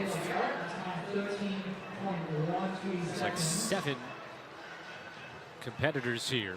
So we've had one drop out. Let's run down the list here. And first up, Daisha Brunson, a 4-time Illinois State hurdles champion. She's going to the University of Michigan. Rebecca Jade Garrett, the only returner to this event this season. She finished in 5th last year. She's headed to Baylor. Naomi Booker had a PR of 13.3 in the 2025 Texas State Championships. Nia Armstrong, the sophomore from Florida, Florida State champion. And Jasmine Jackson, a 2-time New Jersey State 100-meter hurdle champion. She's just a sophomore. Taylor Foster, New York State champion. She'll be in the Ivy League, going to Princeton. A couple more here for you. Amani Galera Young, Arizona State 100-meter and 300-meter hurdle champion, headed to Arkansas. And Mariah Campbell is ranked number 8 in the U.S., junior at a Landmark Christian in Georgia. Ran a 13.47 in March. Let's take a look specifically here at Nia Armstrong. Nia Armstrong starting off this season, she was moving, running a personal best in 13:30, 13:33 twice earlier this year. Now it's a PR 13:25. Armstrong has been amazing just as a sophomore down there in Florida, winning her state title this year, she's determined to also win the Brooks PR title as well. She's a great person to watch, not just in this event, but also the 400 hurdles. Her technique is down, her strength is there. She can be our champion today, Scott. Jasmine Jackson as well, she's one to watch. Earlier last week, she won the New Jersey Meet of Champions in a new PR of 13:28, becoming 13:23, excuse me, becoming US #2. So she's someone to watch in this race, has all the momentum after a great MOCs in New Jersey. Get the lane assignments here. Do not see Mariah Campbell out there. Supposed to be in lane 8. So we're down to just 1 through 7 for this 100-meter hurdles. This is one of the most stacked fields that we have here today on Sunday. We have 6 of the 11 fastest girls in the nation right here. I talked to Taylor Foster yesterday. She said she loves the competition. She's been waiting for this all year, and now it's time to duel it out. Set. Girls 100-meter hurdles. Armstrong off to a real fast start, and it's Armstrong versus Jackson in the middle of the track. Nia Armstrong, Jackson to her right. 4 and 5 lanes, 4 and 5. Armstrong, Jackson maybe there at the end. We'll see the final results, but it was definitely Armstrong and Jackson. And Jackson 13.33, Armstrong 13.34. So Jackson, I think with that lunge at the end, that may have just been the difference. These two sophomores are going to be here at Brooks PR for the next 2 years, dueling it out just like that. What a performance from the two of them. Their first time racing this season. What an incredible race. It looked like Armstrong had the advantage, right, Joshua? And then at the end, Jackson able to finish strong. Armstrong got out fast. I think all that experience racing against top competition really helped her. But Jasmine Jackson, she stayed with her form all throughout and really ran this race, really focusing on what she does best. Look at this tight finish. As both leaning to the end there, but Jackson already just had a slight advantage already before the lean, and that proves to be the difference. Jackson a 13.33, Armstrong a 13.34. Your 1-2 finish in this one here today. That was a battle of a real elite hurdling right there. They do that at the absolute best level, and they showed it exemplified it at the absolute 10th degree. Let's go to Kara with Jasmine Jackson. One here at the Brooks PR. That was a nail biter. Came down to the absolute finish. Talk us through those final stretches of the race for you. I mean, I knew I had to run. I didn't get the best start. Nia definitely pushed me to the line. I didn't even know who won, but it was definitely a great race. Jasmine, you have to have a little bit of fearlessness to be a hurdler. You have to be fearless. You have to attack the hurdles. Where does that come from in you? I mean, I've been doing this for a long time. If I'm going to do it, I'm going to do good. So now I can't hesitate and come in here and do what I do. Amazing job. Congratulations, Jasmine. Jasmine Jackson, I think what stands out, and you referenced it as well, Jackson and Armstrong, they're both finishing up their sophomore years of high school. So they have 2 more years still left before they even get to the collegiate level. And really nice performances from everyone else. Taylor Foster, 1350, Rebecca Jade Garrett. They're both going to be the NCAA next year. Are going to be issues for a lot of those ladies that are already there. Coming up next, be the boys 110-meter hurdles. As they're out onto the track and getting themselves situated. And let's run down who we will see out there. Starting off with Spencer Van Orden, who was the runner-up last season and thusly the top returner to this event, going to Texas Tech. Caden Key, University of Arizona commit. And then Avante Earl, the sophomore out of Texas, the #1 ranked sophomore 4A Texas State champion. Andrew Jones, we talked about all the way off the top of this broadcast, U.S. #1 all-time, all conditions, 12.97. Jasir Fontenot, back-to-back California state champions, and before that was Josh Hamblin. Here is Fontenot, my apologies. Fontenot, as he's out of Mater Dei.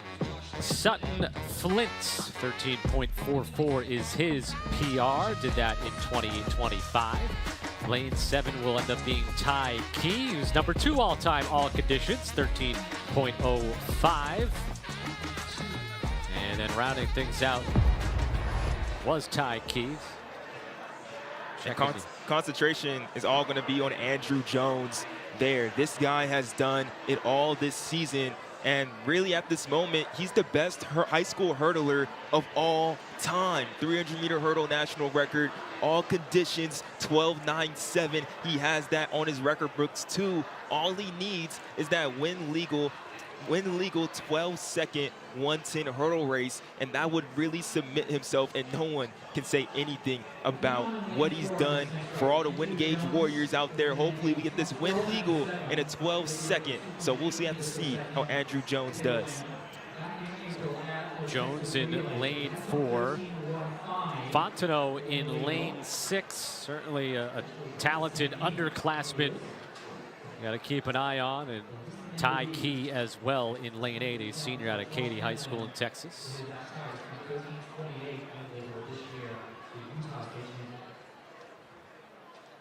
Big thing about this race, as we've been kind of billing it as the greatest 110 hurdles field ever assembled, is a lot of these guys from Texas have raced each other before. And Ty Key, Caden Key, and Andrew Jones, they raced each other at the 6A Texas State meet earlier this year. Plus, they've also raced each other last year too, with Jasir Fontenot being that mix at Brooks PR as well, and Spencer Van Orden too. So this is going to be a really great battle of familiar foes in the past years in high school track and field. Yeah, Caden Key, 3rd in the 6A Texas State Championships. He was behind Ty Key and Andrew Jones. Andrew Jones going to go to Texas A&M. Caden Key going to University of Arizona. You look at Sutton Flint, so Washington State champion in the 100, the 200, the 110 hurdle, and the 300 hurdles out of Liberty High School. There's just making sure everything is ready to go on the hurdles. See, lane 5, Josh Hamblin, a senior out of Weber High School in Utah. He's going to be a BYU Cougar in the fall. A lot of focus on number 4 there, Andrew Jones. 12.97, number 1 all-time all conditions, 13.15, number 2 all-time win legal.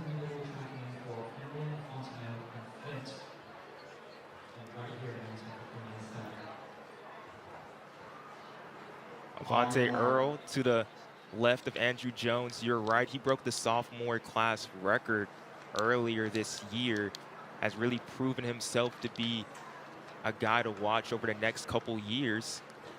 Then also to Andrew Jones' left is Jasir Fontenot. He was the freshman class record last year.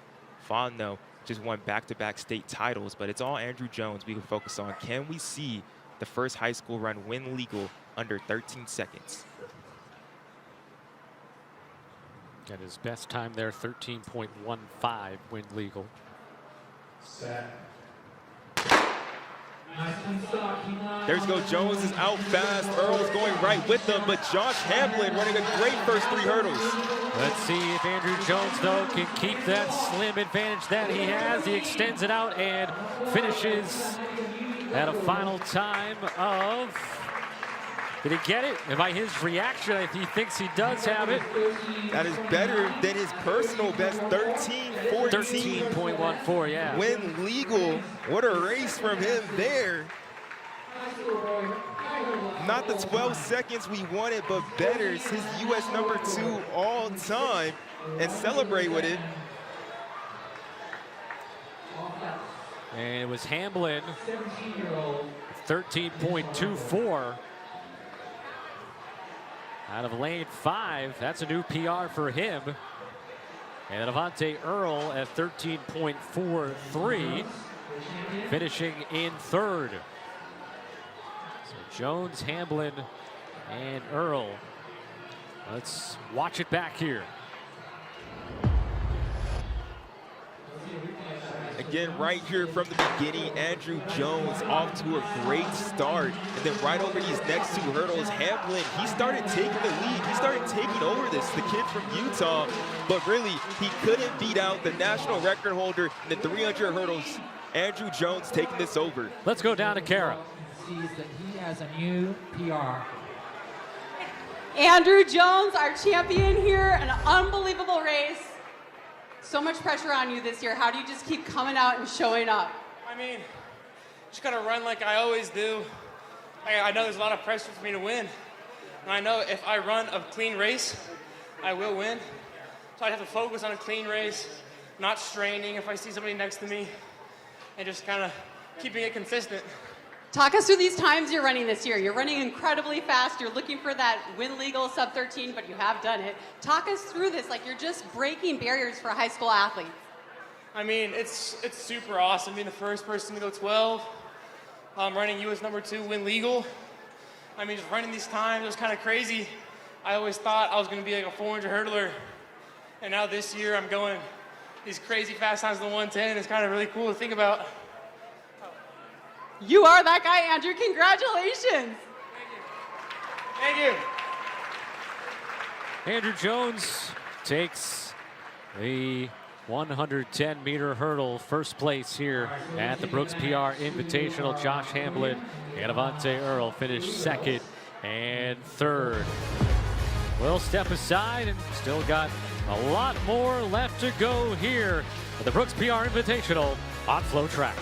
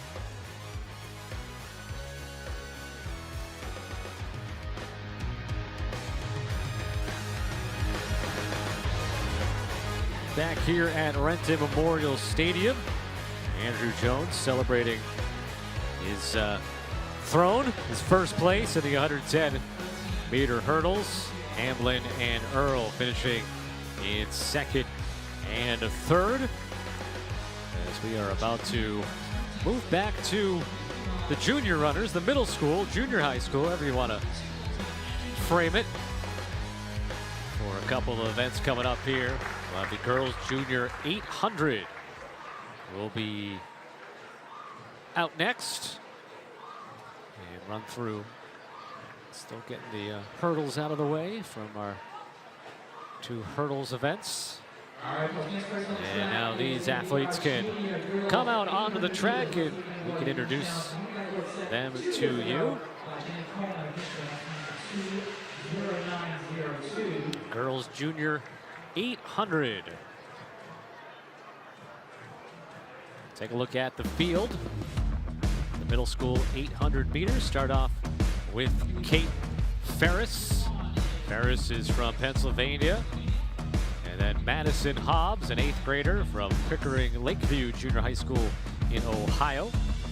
Next up, Riley Paskowitz, a 2025 Brooks PR junior athlete out of Indiana.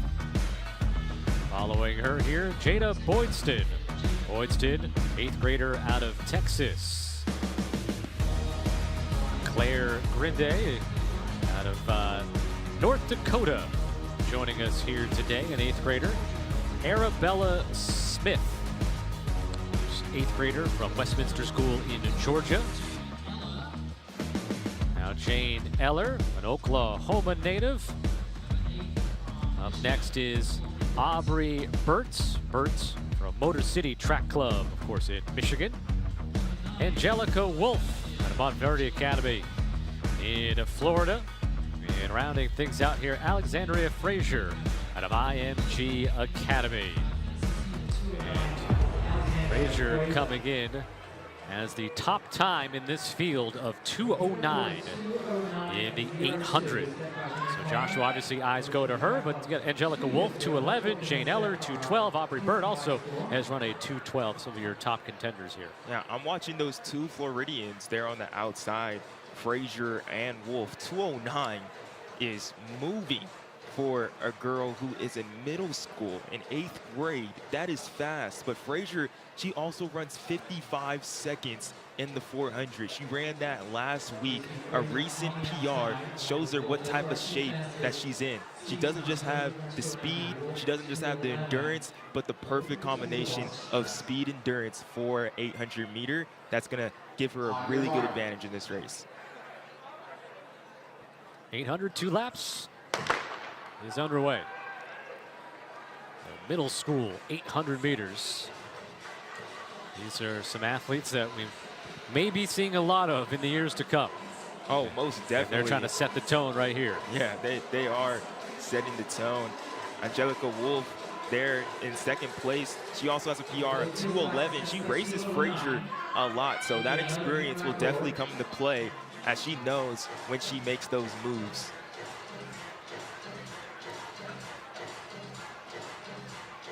About 32 seconds through that first 200, and that's a pretty hot pace to start things off already. The lights are there with them, trying to break the meet record set. So we'll see how they're looking as they come in with 500 meters left. Frazier and Burt side by side there. Burt 8, Frazier 10. We're coming up on the outside now, Angelica Wolf wants to get out in front of the pack. Those lights are set right at 2:09. They go through in about 1:06 through the first 400 meters. So expect something real fast on this next lap. Frazier 106.70, Wolf 106.73 in that first lap.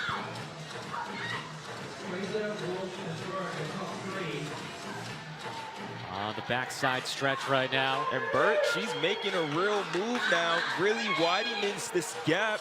Frazier's trying to hang on as much as he can, but Burt is making this definitive right now, saying, come get me.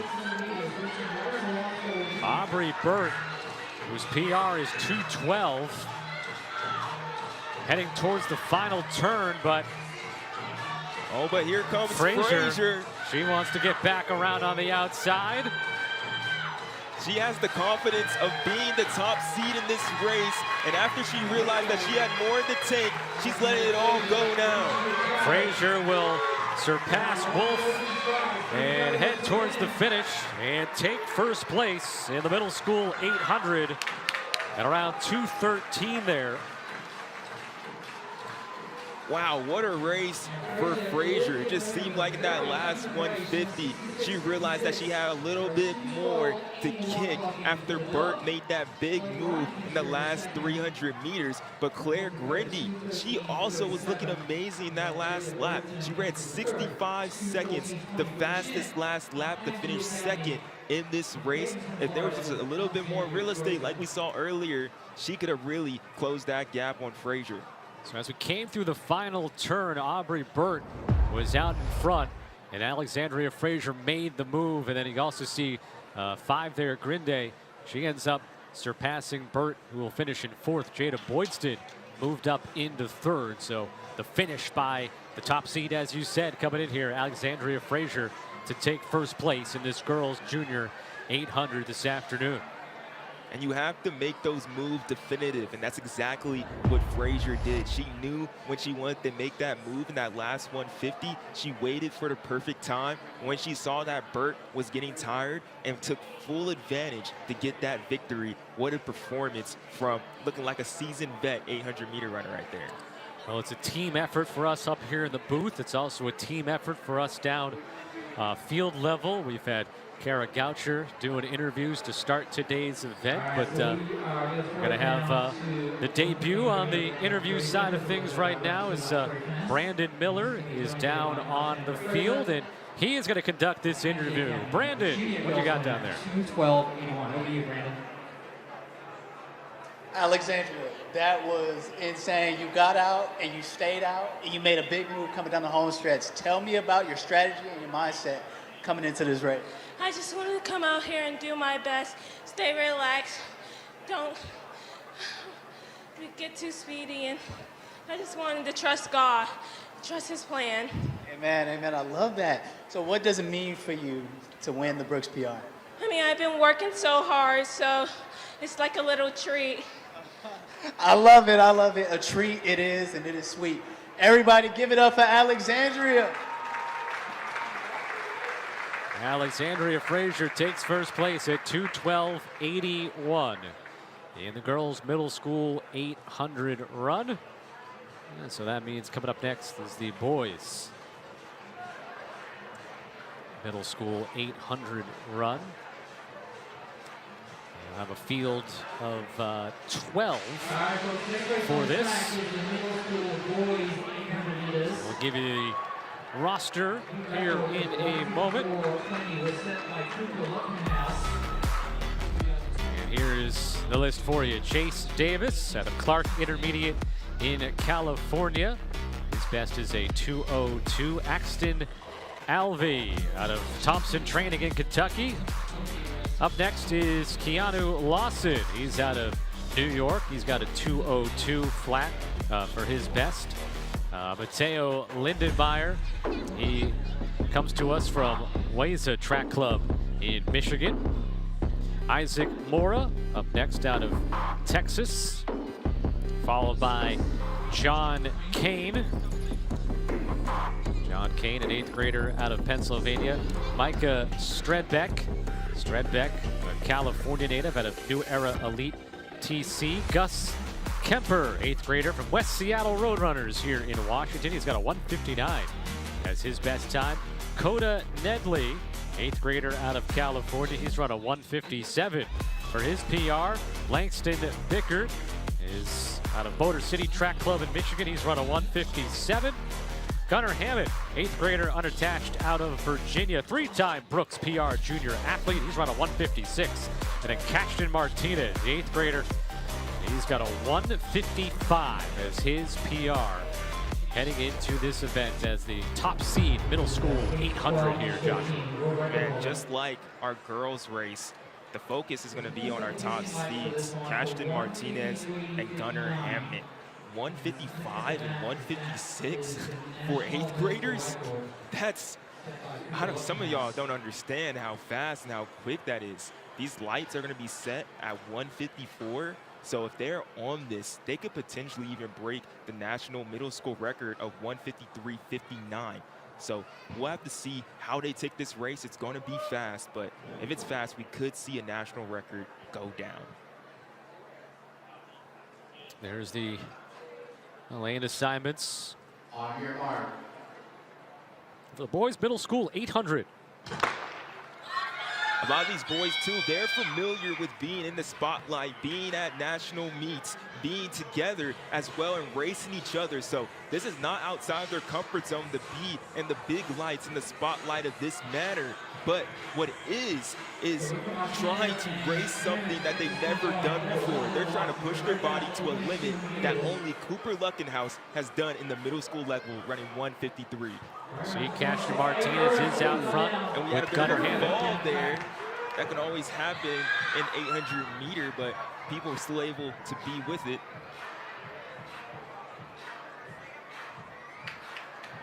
Martinez And Hammett, 1, 2. And Isaac Mora, 3.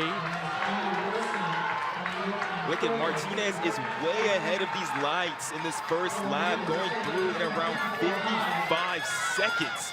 That's speeding through the first 400 meters, but this third 200 is all the important, and it looks like Hamnet knows that as he's trying to close the gap as quickly as possible.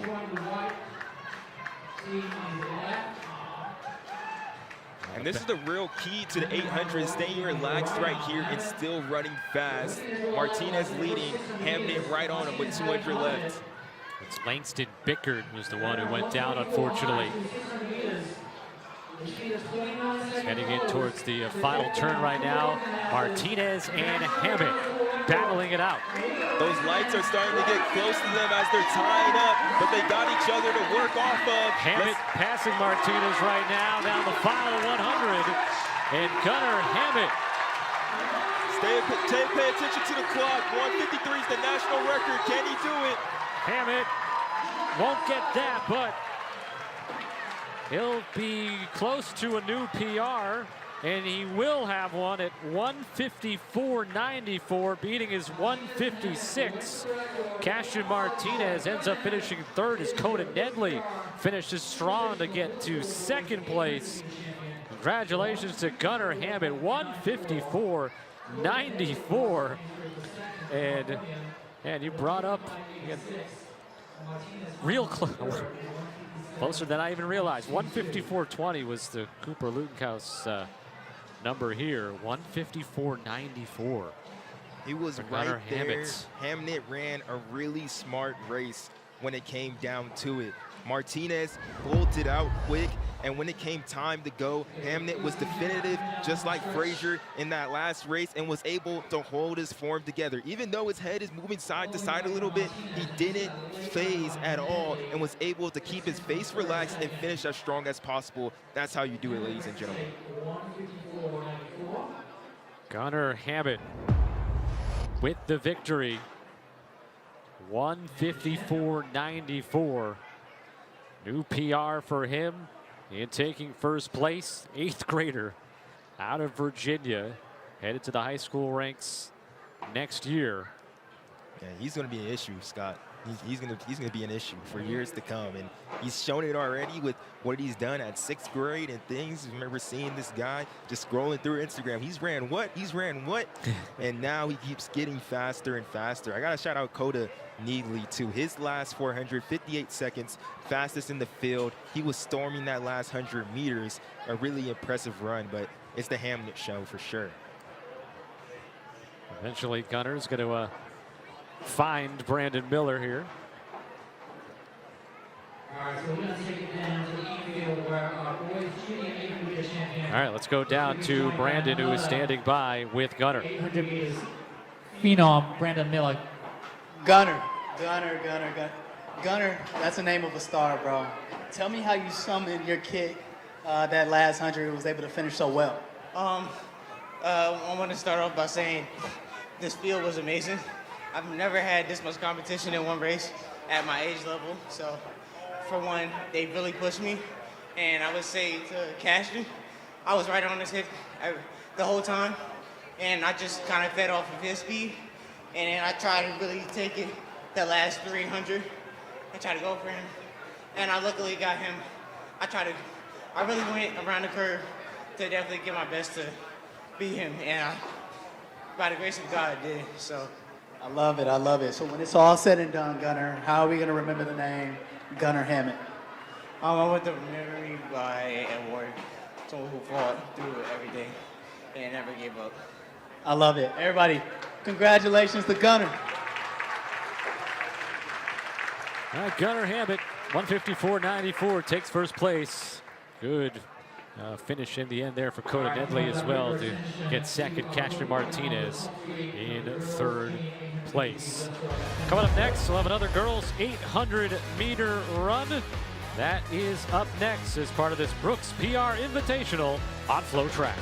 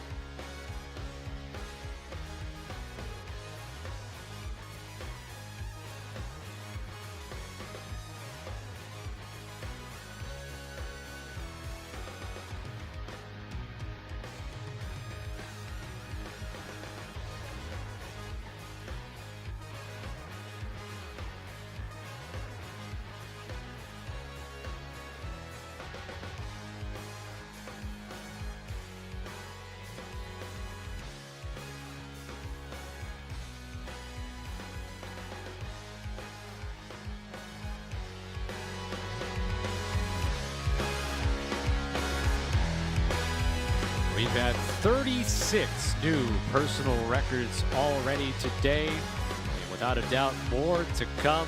I mean, Joshua, this is the PR Invitational. This is what this event is partly made for. It's only right. Yeah, I tell you, it's definitely 36. Yeah, there we go. There we go.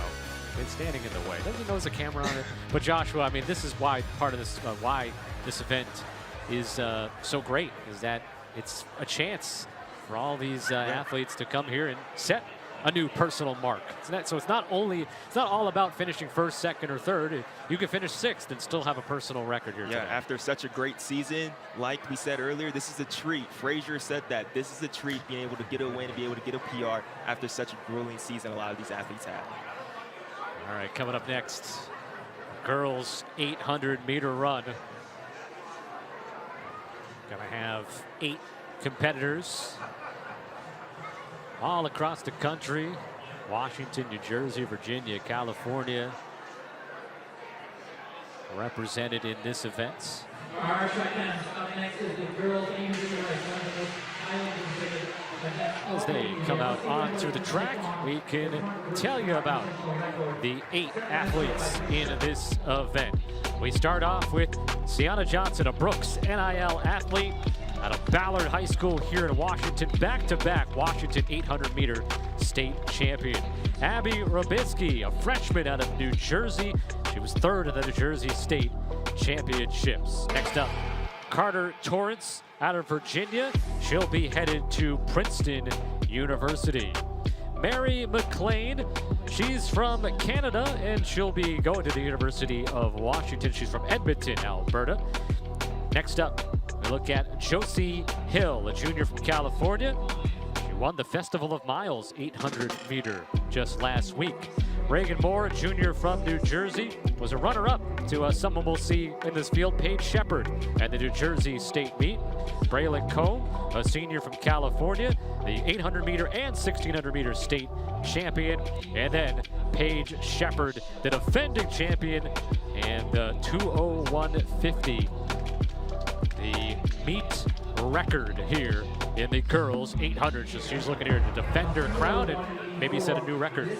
This is going to be the race of the meet, especially for me. Paige Shepard is amazing.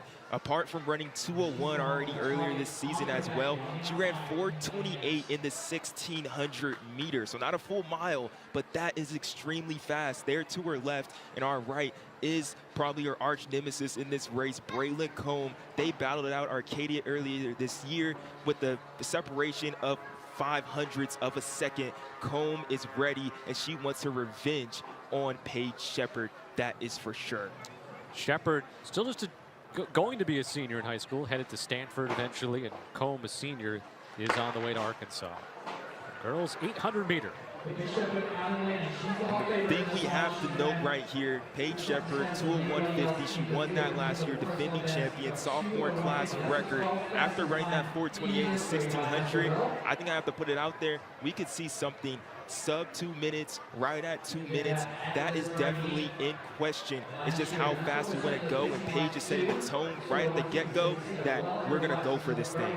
I know you did make a note that the national record is 1:59:04.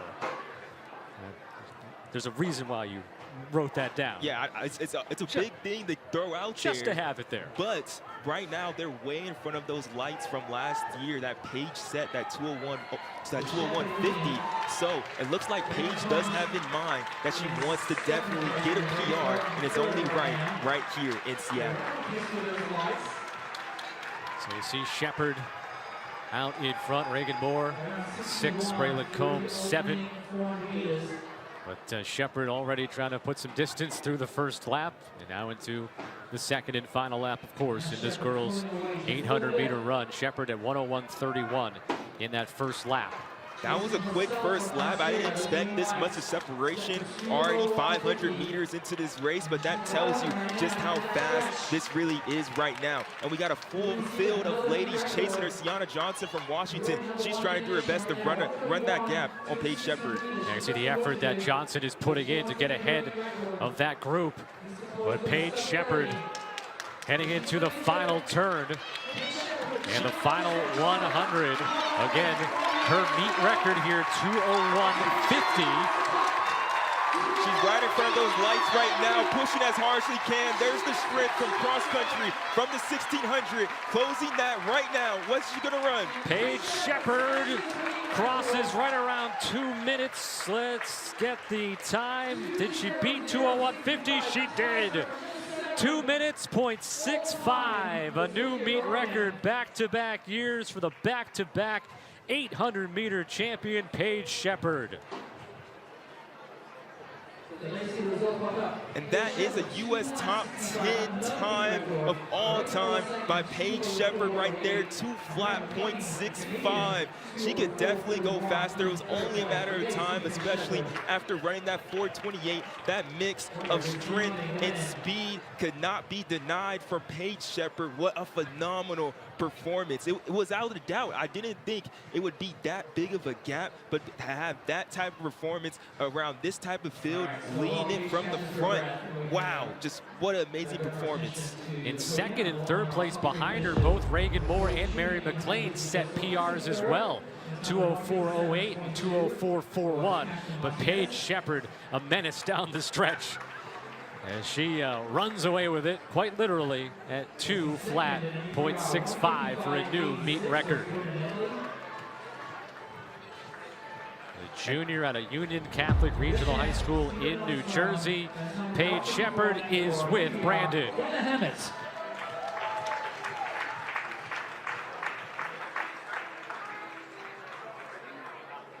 To me about the move from 400 to 600 because you just put on the jets. What was going through your mind?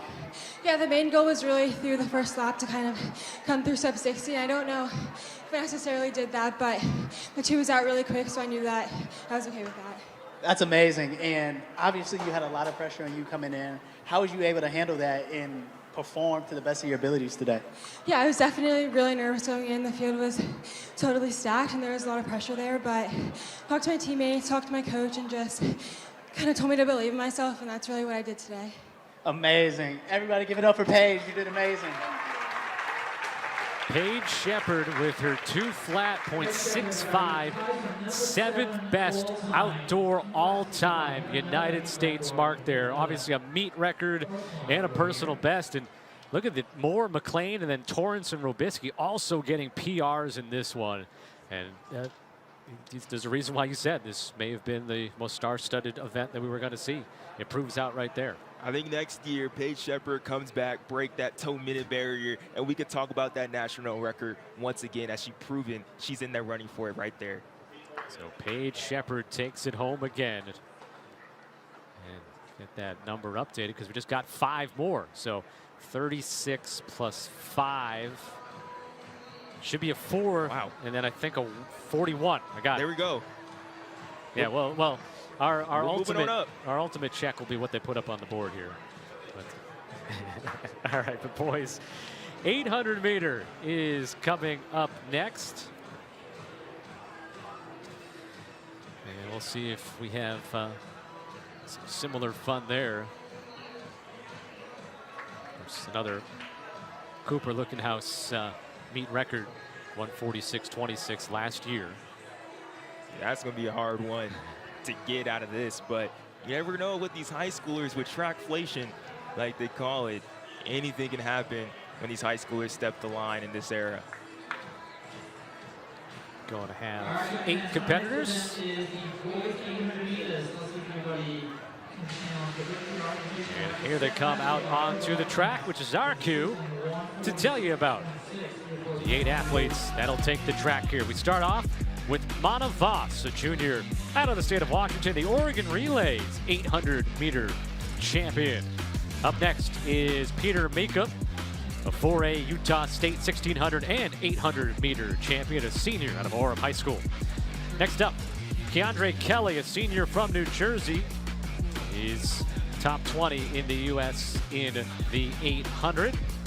Josiah Bowman, a senior from California. He's headed to UCLA and get to run at Drake Stadium. Quinn Sullivan, junior from Colorado. He'll be headed to Stanford for his college running. Joshua Cooper, junior out of North Carolina, is an indoor national champion and a North Carolina state champion. Carter Smith, U.S. number 2 mile, did that just a few days ago. Of course, this is the 800, but he's coming in with some momentum. And then Jay McDonald, Jr., ranked number 6 in the U.S., Colorado State 800-meter champion. That is your field for the boys 800. I know highlighted on our notes here, Joshua, you've got McDonald, Smith, and Cooper here. So another nice event here, star-studded. Jay McDonald is the guy that I'm definitely watching in this race. McDonald, he ran 148 at 5,000 feet elevation out in Colorado. So what can he do at sea level? Then in lane 7, Carter Smith ran 359, U.S. number 2 in the mile earlier this week in St. Louis. And so he already split 147 earlier this year in a 4x8.2. Carter Smith on the outside of the string all the way to the left with 7 on his chest. He's the guy to watch. I think he's the favorite now. So Kelly leading the way right now, senior out of Union Catholic in New Jersey. Right behind him, Quinn Sullivan from Niwot. He has a great cross-country runner. He can do anything from the 400 to the 3,200, so he definitely has the strength if he can remain controlled in this race. Can't miss Mana Voss, certainly one of our taller competitors that we've had so far today. And they're 54 seconds through that first lap. I talked to Voss yesterday, and he said that he really just wants to break 150. He knows this is a really big opportunity with such a big field around him. And if he can have the opportunity to do it, he's going to take full advantage. And he's jumping out to the outside right now. And Josiah Bowman, he's jumping all the way to lane 4. It's such a big field. Everyone's competitive. This is going to be a great last 200 with Carter Smith taking the lead. That strength is coming in handy now. Coming into the final turn, Carter Smith side by side with Keandre Kelly, Mana Voss behind them. And Smith looks so smooth in this last 100 meters, but on the outside, Joshua Cooper trying to do something, but it's all Smith. Carter Smith of Lewistown, Pennsylvania will win the boys 800. I think the thing about Carter Smith is he's a winner. He knows how to race this race, the 800 or the mile, and no matter what, even if it's not the time that he wants, he is going to win at the end of the day. And he dragged a lot of people through some great PRs and great performances right behind him.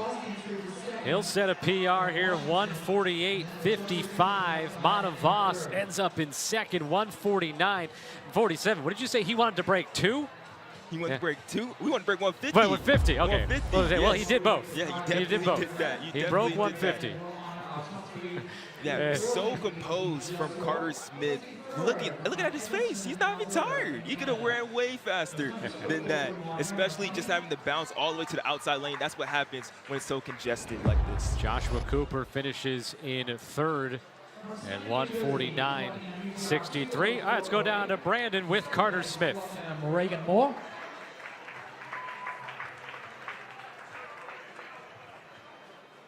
And your champion, the queen of the 800 meters, in a time of 2:00.65, a new PR, a new meet record, new U.S. number 1, new U.S. number all-time number 7, Paige Shepard.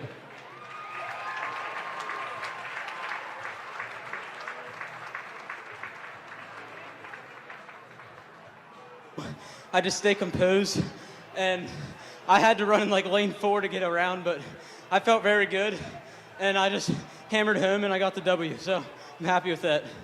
Now, I can't lie. You looked really chill coming down across the finish line. You look calm now. What do you think you're capable of? I mean, it's hard to say, but I think I'm in 146 shape for sure. Today, I think shows that a little bit to take down a field like this. Congratulations to all the guys that made it. Thank you, Brooks, for having me, and I'm super excited. I love it, brother. Carter, great job, bro. So Carter Smith, first place finish, 148.55. Mana Voss in second, 149.47. They both get new PRs. Joshua Cooper finishes in third in the boys 800 meter here today at Renton Memorial Stadium. The Brooks PR Invitational is going to roll on. We've got plenty more action to come, so don't go anywhere here on FloTrack.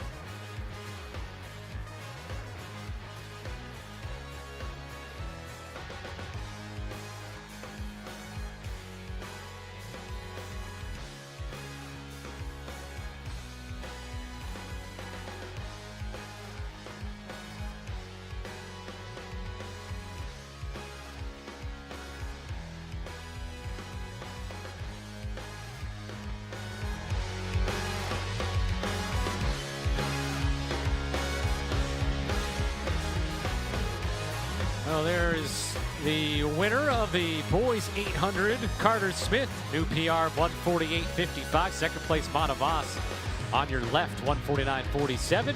Couple more PRs, up to 42 now. The personal record counter at the 2026 Brooks PR Invitational. Scott Sudakov, Joshua Potts with you. We're up in the booth. Down on the field today, we've had Kara Goucher and now Brandon Miller joining us as well. And we're going to have the boys Washington State 4x800 relay. There will be 13 schools participating. Of course, in the girls relay, we saw Seaholm High School set a new record here in the state of Washington.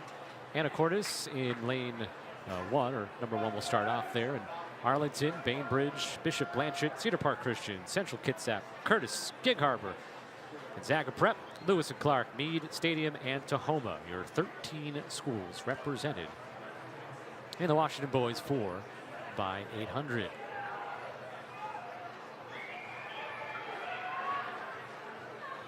On your mark.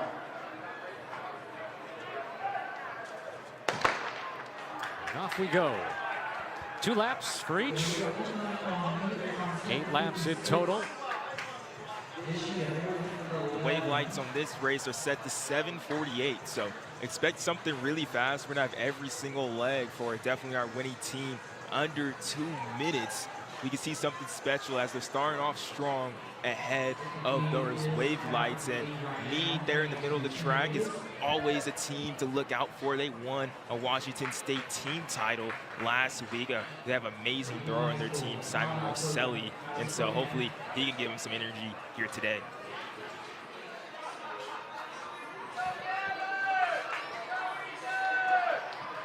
There's Gig Harbor taking full control of the race, and that's how you do it. Seaholm did that in our previous race, trying to take full control of everything, and a lot of jostling there in the back as well. We see Scott. Can't read the label there, but almost had a trip, but luckily everyone kept their feet. Meade, Lewis and Clark, Bainbridge, 1, 2, and 3 through the first lap. 58.92, the lead pace there for Meade. 1. Bainbridge really staying in a perfect position at the moment as Meade is sort of laboring going this last 200 meters. Watch out for Curtis now trying to make a move on the outside. Final 100 of the first leg. And there's Stadium High School's team. Might get the first handoff here. And then Meade. So Stadium and Meade, 1, 2. Into the second leg now. That's a quick first leg, 1:57 for Stadium, and they're looking to really use this momentum to open up a gap in this backstretch. And they're really opening up this gap now to about 0 meters to almost 15 meters that Stadium now has on this field. Pretty impressive in this first 200 meters. Talked about this during the girls 4x800 that it's such a fun event because you're out there presumably with 3 of your best friends, right, running this event, and so much teamwork goes into it. And now this is the payoff that you might have as a championship at the state level. And the so cool thing about it is that these batons can really push you to a faster split than your open race. And so I bet a lot of these kids are looking to PR and get something really big on their record books to give them a lot of momentum on to next year. Lap 2 of the second leg now.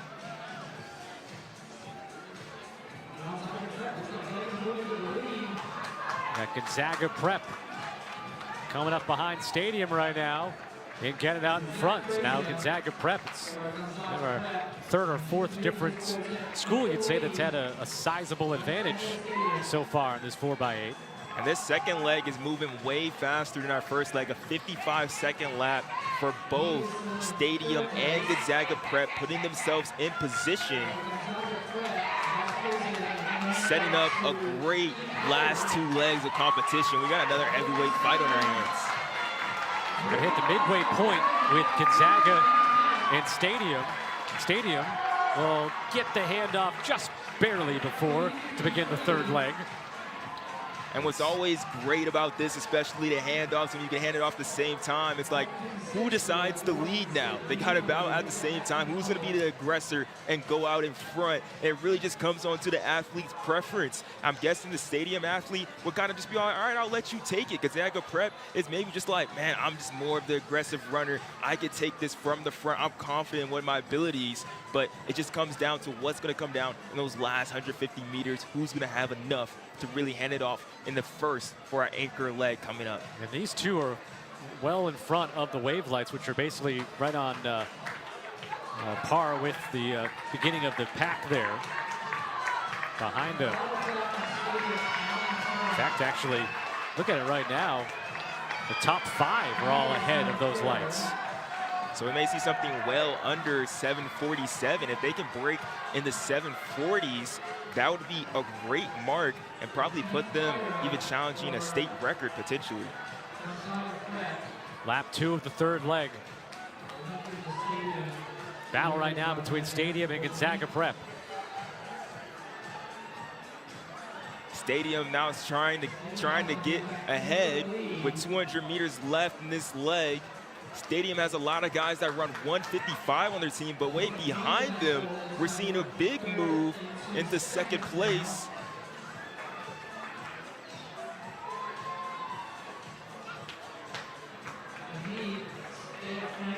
That's Meade in 2nd place, I believe, trying to close that gap. And a great 3rd leg from them, but Stadium is in full control. And Stadium in front of Meade, which is in front of the wave lights. So it's the top 2 in the final laps. Anchor leg now begins. That was a 60-second lap for Stadium, running a 155, 156. Meade also ran a 59. I think that had to be about at least the 58 or 50 seconds last lap for Meade. Running about 155, 153 on their leg. Great performance from them. Great looks from our cameras here today as the runners come through that turn there. The jib camera gets a good look, got a great look at the skyline, a beautiful sky above. We got 450 left in this race, and Meade has to make a decision coming up soon if they really want to make an effort to close this gap on Stadium. Final lap, anchor leg here. Washington State 4x800 relay. Stadium, Meade, Cedar Park Christian, 1, 2, and 3. But right now, it's Stadium's race to win, but Meade within striking distance. I was a 54-second lap for both of those competitors out there to the front. Is Stadium gonna hold it together, and does Meade have something in their back pocket to close it out?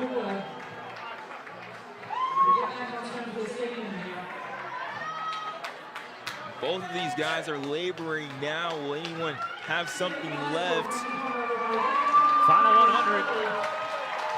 Saw earlier a little peek to see where the competition was. And he's gonna finish this out as Stadium High School will take the boys 4x800 relay title. Okay, hit him with the silencer too. Time of 7:43.63. Do your thing, Stadium. You won that. Congratulations to those boys. From the start, they put themselves in position all year. They had boasted a great 800-meter runners all around 155 and 156, and they showed up to the occasion here today, showing off and demonstrating what they're capable of in this event at Washington. And they get to celebrate with their trophy and everything. This is a great moment. So one of our 2 Washington State titles decided here today, the boys and the girls, 4x800. It was Seaholm for the girls, set a new record.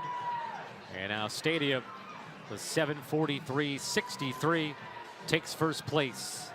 And the boys 4x8. I love how we just seen a baseball. We see the baseball reference with the bat going across the line. I saw the silencer from LeBron James with basketball. Then I see a cup like the FIFA that's coming up just around the corner. Or the Stanley. Or Stanley. So, yeah. hey, so just great references. Look at that, a silencer. Okay, King. Okay, King. Run through every celebration known.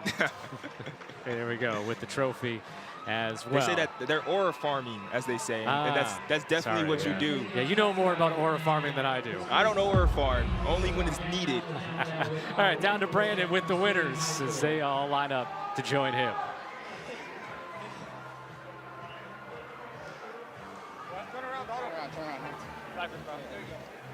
Okay. Stadium High School. I mean, you guys were at the front the whole race. Each of you guys did y'all jobs. One by one, could you guys tell me what you guys' job was and what your mindset coming into this race was? I think coming into the race, I knew this was my last race with some of these guys, and I had to just give it my all because this could be the last time I'm on the same track as them. And that was driving me through the entire race, and that's all I wanted. I just wanted to put our anchor in front. Ended up getting that done, and he just closed hard and did his job. Yeah, just to set our team up for success, getting in first after the first leg, and just put our seniors up and get the win. We wanted to come out here, race as hard as possible. We didn't want this to be easy, but we got it. I love it, man. You guys raced amazing. Hey, everybody give it up for Stadium High School, baby. Stadium High School, 7:43.63, the winners of the Washington State boys 4x800 relay. Meade and Cedar Park Christian finished second and third. Still got plenty to come here. We've got the junior miles coming up for the girls and the boys with the freshman miles. We've got a lot of miles still to run here at the Brooks PR Invitational as it rolls on next here on FloTrack.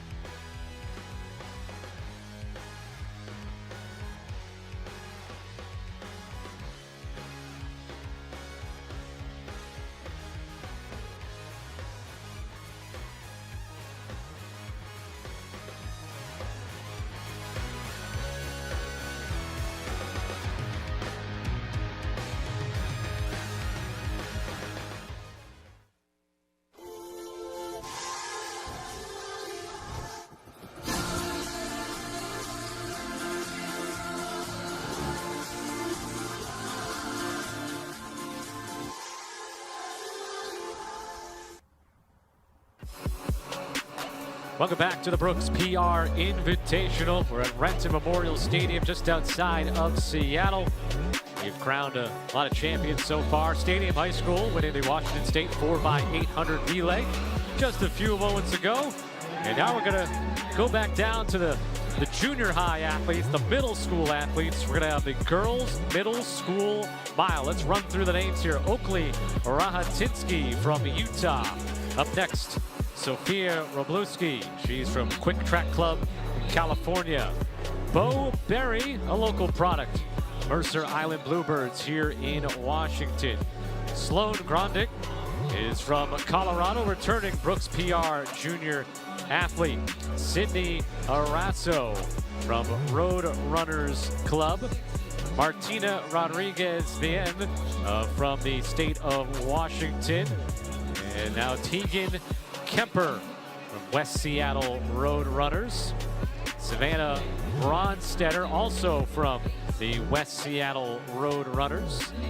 Quinn Hanley, 8th grader, Youth Track Foundation in Oregon. Aaliyah Yorick, she is from Indiana, an 8th grader. Isla Romer, Albuquerque Athletics Track Club, of course, out of New Mexico. Catherine Kessie, Rogue Valley Heat in Oregon. Haley Fernandez, running unattached, out of Texas. Amelia Baisley, unattached, out of Canada.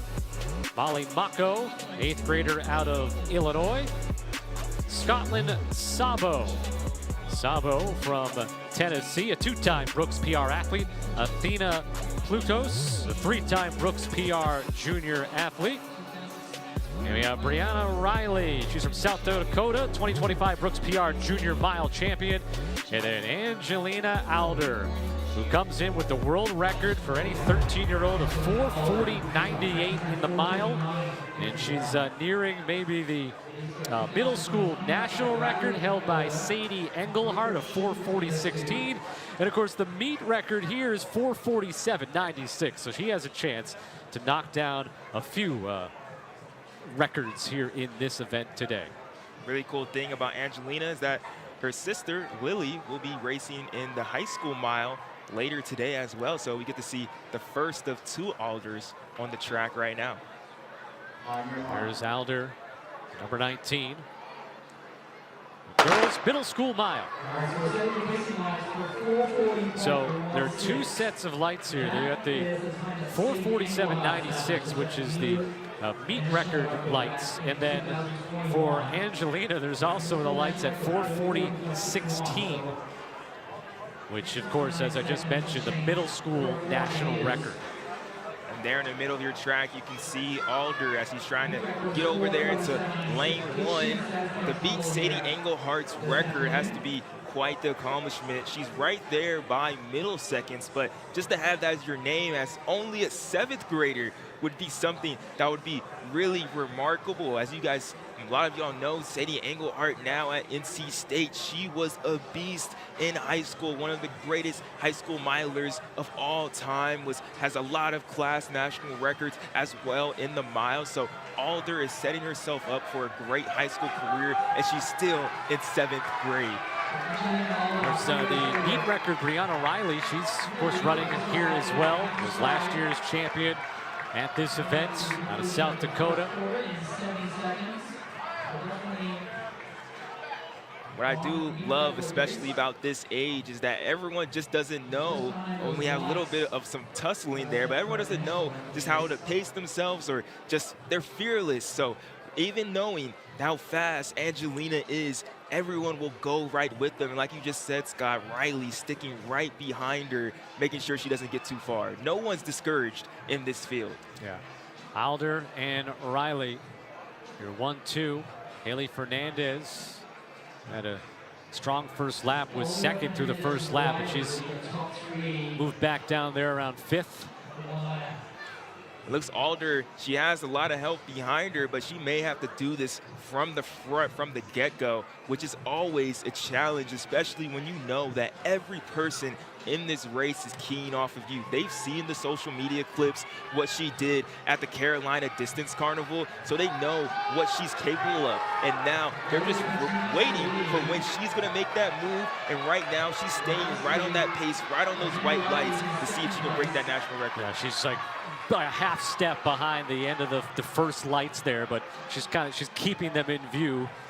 We would assume at some point going to make the move to try to surpass those white lights that they're set for 4:40.16 for the middle school national record, as Joshua talked about Sadie Engelhardt. Isla Romer there in lane 2 right now. Looks like she's trying to pass. She's definitely someone to watch. Her sister, Gianna Romer, she was a Brooks Cross Country All-American this past fall, and Isla definitely boasts some great PRs and definitely knows how to race and loves this sport. And so if she's in the running when we get to this last 800 meters, she's a problem. Into the final turn of lap 3. Alder, last year's champion, Riley, and Amelia Baisley, 1, 2, and 3. It's really impressive to just see how many of these ladies are sticking around with Alder as we come into this bell lap. They are not intimidated at all. Final lap of the girls' middle school mile. Can Alder surpass that first set of wave lights? Alder stayed controlled for a lot of that race, and then with 500 meters left to go, she started building her momentum, and now she's just stating the lights. She's just chasing the lights in history at this point. Tough to tell, obviously, from that angle of how far she is off, but we'll get a real good look when she comes around the final turn. Right now, look at how much of a gap she opened up at this moment. In a blinking of an eye, she is now in front of the lights and trying to break Sadie Engelhardt's middle school national record. 4:40.16, the middle school national record. And Angelina Alder is out in front of those lights by a good distance. Angelina Alder, 7th grader out of Utah, is going to set a new middle school national record in the mile. She can't believe it. 4:38.25. What an amazing performance from Alder.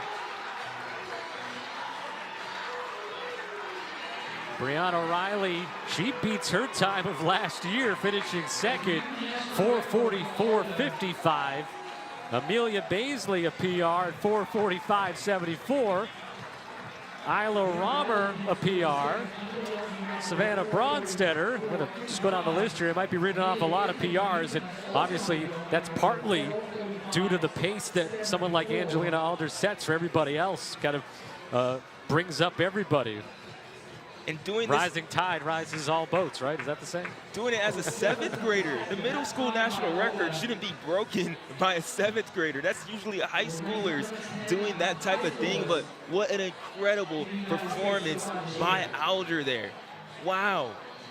That's something that's going to be competitive in the mile that we see later today. Just such a phenomenal performance by her.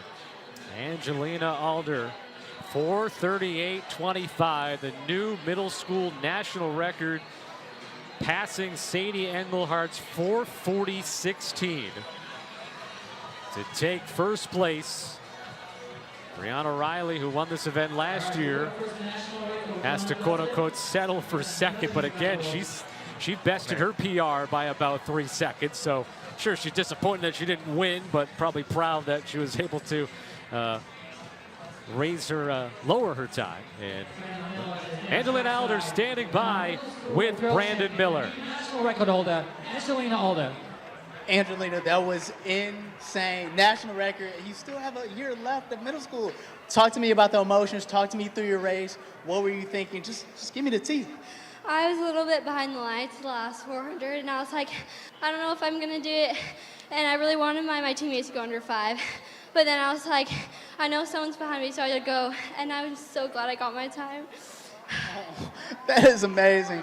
And you have an older sister running a little bit later today. If you had a message to her, what would you want her to know before her race? say I love you. Thank you for all your support, and you always keep me running. Aw, you were so cute. Angelina, everybody.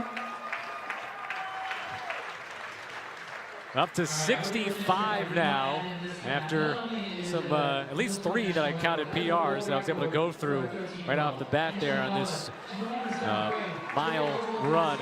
Angelina Alder, of course, meet record, national record, all that at 4:38.25 in the girls' middle school mile.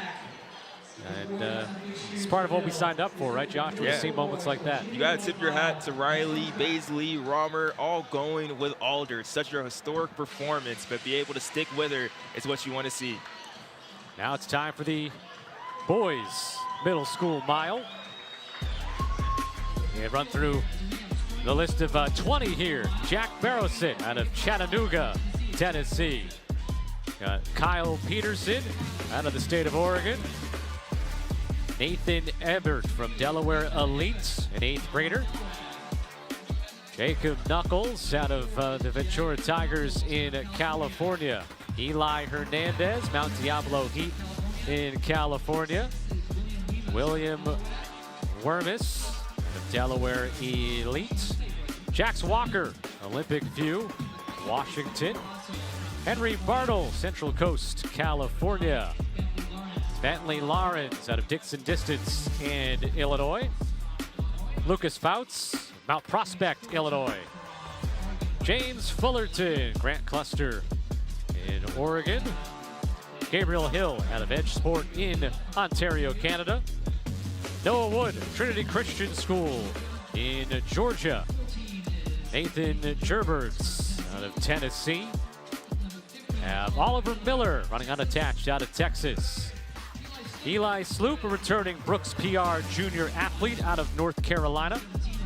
Cody Lamb, a Kalamazoo, Michigan native. Samuel Radke, he comes to us from Carlsbad, California. Brantley Blair out of Indiana. And then Luke Surface, U.S. #1 returning Brooks PR junior athlete with a 4:16 to his name in the mile out of North Raleigh Christian High School. Luke is a really special talent that has caught the attention of the entire track world. Earlier this year, he ran a 14-year-old world record in the 3,200 meter of 8:52. That's, Scott, that's wild. 8:52, breaking 9 minutes. In other meets in North Carolina this year, he's run 9:06, 9:10, 9:05. 8:52 is such an amazing time for this kid. He has a PR of 4:16. The lights will be set for him to do something special as well and break the world record in the mile, which is 4:11. So keep your eyes on Luke's Surface. The 14-year-old world record, 4:11.20. The meet record is 4:20.73. Set a couple of years ago. And we begin the middle school mile.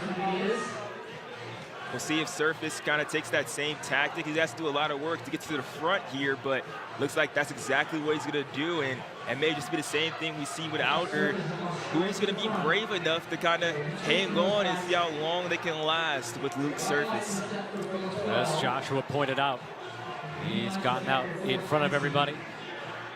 See behind him, Brantley Blair, the number 19, Samuel Radke, the number 18. Your top 3 right now. Jax Walker trailing them. Surface best mile is 4:16. One thing that Surface does have an advantage over other middle school athletes in this field is in North Carolina out of North Raleigh Christian Academy. He gets to compete against high schoolers throughout the year a lot of the time. So he has the push and he's battle tested against some of the best athletes in North Carolina and some of the nation who competed here today. So that definitely helps and pulls him along. But even by himself leading, he knows how to do it by himself, definitely. Into the second lap.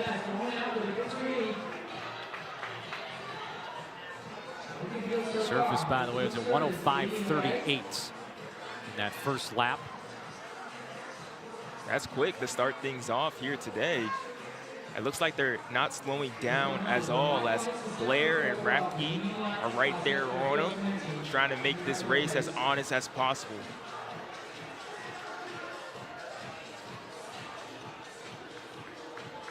Similarly here, you have the two sets of lights, the white lights that are in front of Surface, and that group of 4 set for the 4:11:20 world record. And you got the second set of lights behind them, which I presume are the 4:20:73 for the meet record. So that group of 4 is like firmly in between the two sets of lights, very similar to what we saw with Alder just a few minutes ago. And we're going to need, just like with Alder, they're going to need a big move probably in these last 2 laps to really catch up to those white lights. It's about a step or 2 away from them at the moment, but now it always is a focus on the win. I know Surface is focused trying to break this world record, but these other 2 athletes, they're just trying to break Surface, and that may be a little bit of an easier task at hand when you just have to chase not a time, something you've never done before, but just a boy that's right in front of you. Surface, then Radke, and then Blair. 1, 2, and 3. They have fallen a little behind those front lights here. As you said, in the end, a win is the #1 priority. And going into the last lap, Rathke, he looks really comfortable. He has a long stride. I think if he can get on the outside of Surface in these last 300 meters and be definitive about it, he can make a big move. And Blair, too, he's looking like he's really getting into form right now. And those 3, though, ahead of the pack, and they're right there now at the meet record lights of 4:20:73. Sean Reef of a couple of years ago. Rathke looks like he's moving out to the outside down in lane 2. He's ready to blast off in a second if he can get there. Try to get around him on this turn, but Surface right at the front of those lights in this final lap, final turn. And now let's see what they have left in the reserves.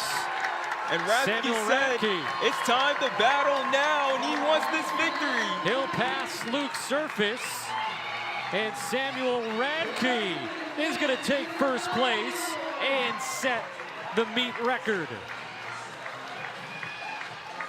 What a performance. 4:18:62. What a performance from Samuel Radke, getting that done. The 62-second last lap.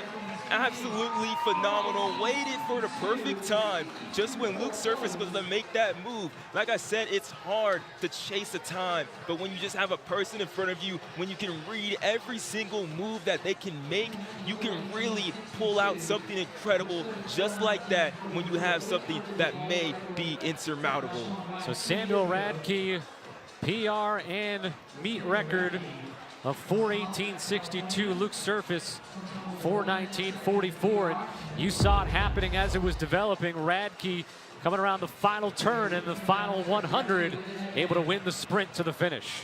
I think it's the stride from Radke that really helped him get it done. He could see he has that quicker speed than Surface, who's more of that distance running. Having the age group world record in the 3,200 meter definitely tells you that he's a long distance guy, and Radke was able to really lean on his speed to get that victory there.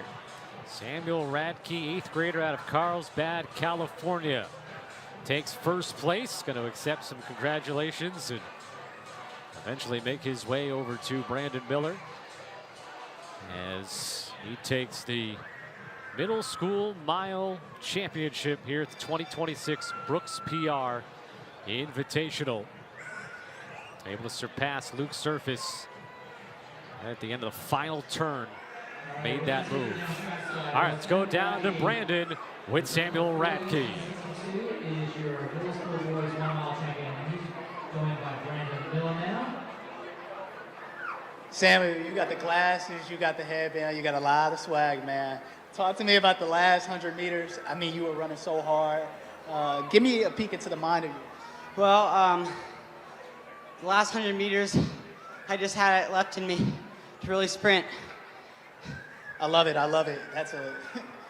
Don't we all? I love it. So tell me, were you expecting this type of performance today? No, I just want to stay behind the leader and kind of see what happened. I love it. Well, when you compete, great things happen. Amazing job, Sam. Good job. So congratulations to Samuel Radke, a new meet record, 4:18.62. Luke Surface and Brantley Blair finished second and third in the boys' middle school mile here at the Brooks PR Invitational. Coming up next, we got the freshman girls mile. That'll be on deck.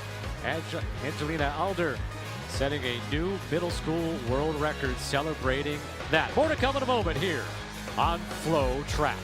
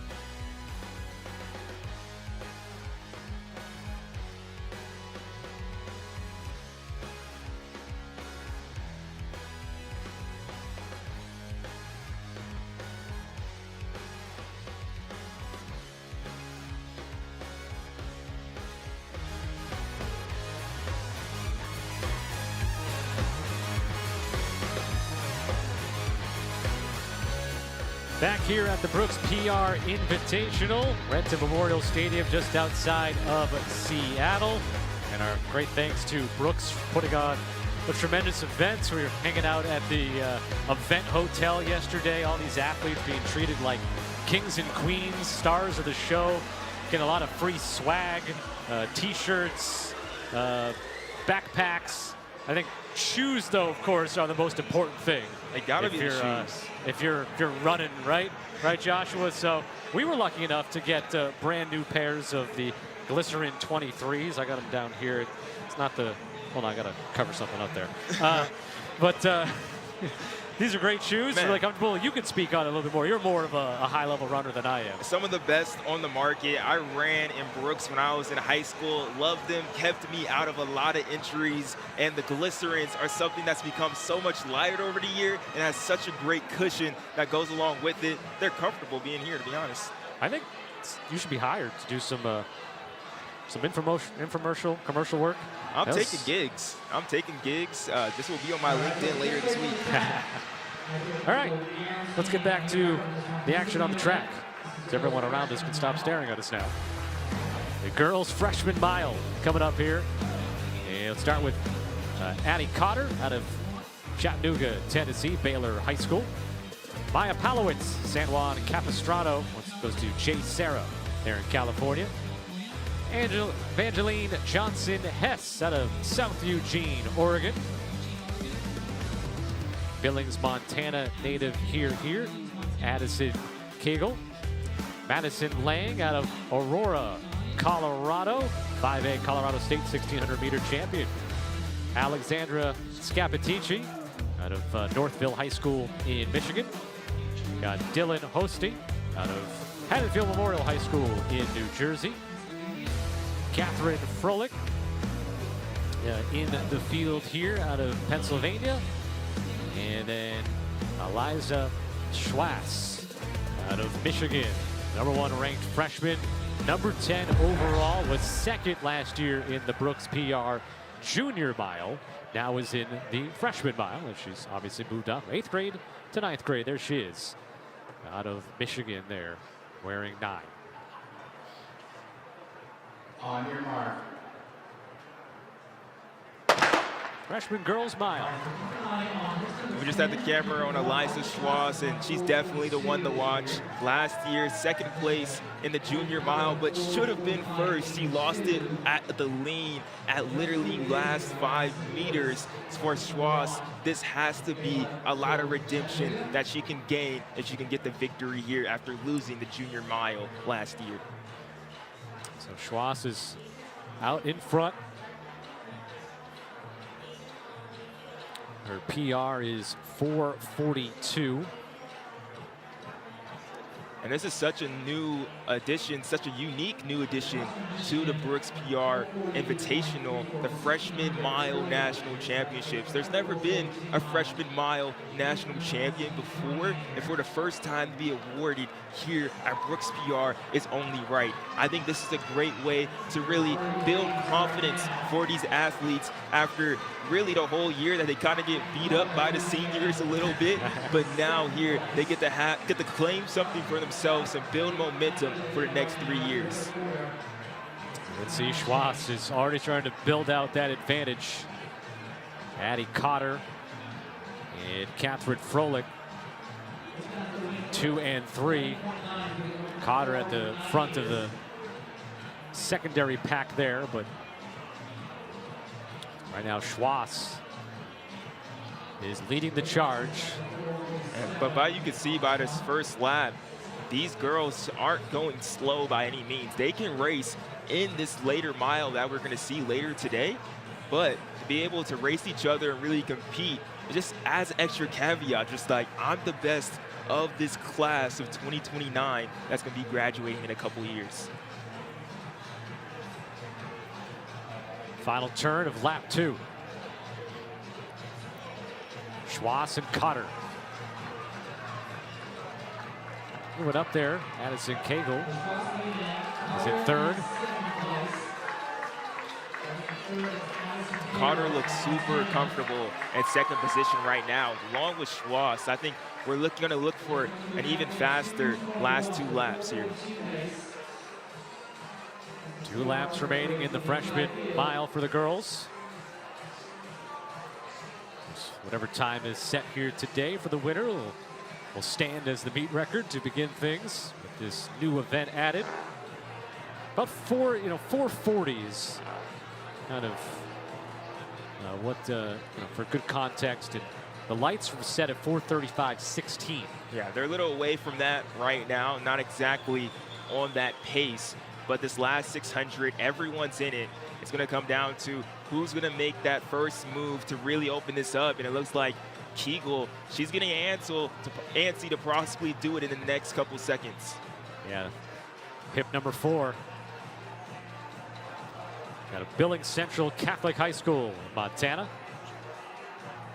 About to say a 9th grader, but they all have wrapped up or are wrapping up their 9th grade year as freshmen in high school. Right now, it seems like we've got a lot of these runners in the running. Everyone's in the mix into the final now. lap. This is what we like to see. This is what we like to see right now. It's a battle royal. Instead of those heavyweight fights, we got a battle royal in this last 350. I prefer the Royal Rumble, but you know. Oh, okay. If it was Royal Rumble, there would have been more people, I think. Kegels. Well, that's out in front is Evangeline Johnson-Hess out of Eugene, Oregon. She's got her 3 facing the wrong way. That threw me off for a moment there. Everyone is in this race, this last 200 meters. Schwass there in 5th place is trying her best to move up. Dylan Hosty's making a move now. I think Schwass is still in a good position, even though she relinquished this lead. What's she's going to have in this last 120 here? Schwass, the number 9, but right now it's Evangeline Johnson-Hess trying to hold off Dylan Hosty.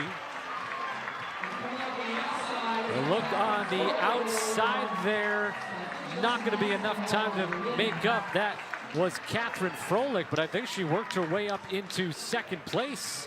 Yeah, she did. Good move there at the end. Catherine Froelich on the outside, able to finish in 2nd. Evangeline Johnson-Hess, 4:41.41 PR for her. And we'll start as the initial meet record for the freshman girls mile here at the Brooks PR Invitational. Addison Kegel finishes 3rd. Schwass ends up in 4th. A really great race for Johnson-Hess. Even though she's a freshman, she ran it like a senior vet in the high school game. She waited the entire time, took full control in about the last 400 meters and never relinquished it. Really relied on her cross-country strength to get that done and outlast everybody, even Froelich there on the outside, really pushing for that tape.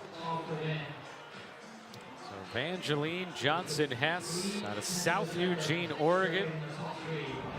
Her PR coming in was 4:53. Wow. And now 4:41.41. That's a PR. That's 12 seconds. Yeah. Sheesh. She'll get a well-deserved hydration break there. And now standing by with Brandon Miller. Evangeline, that was amazing.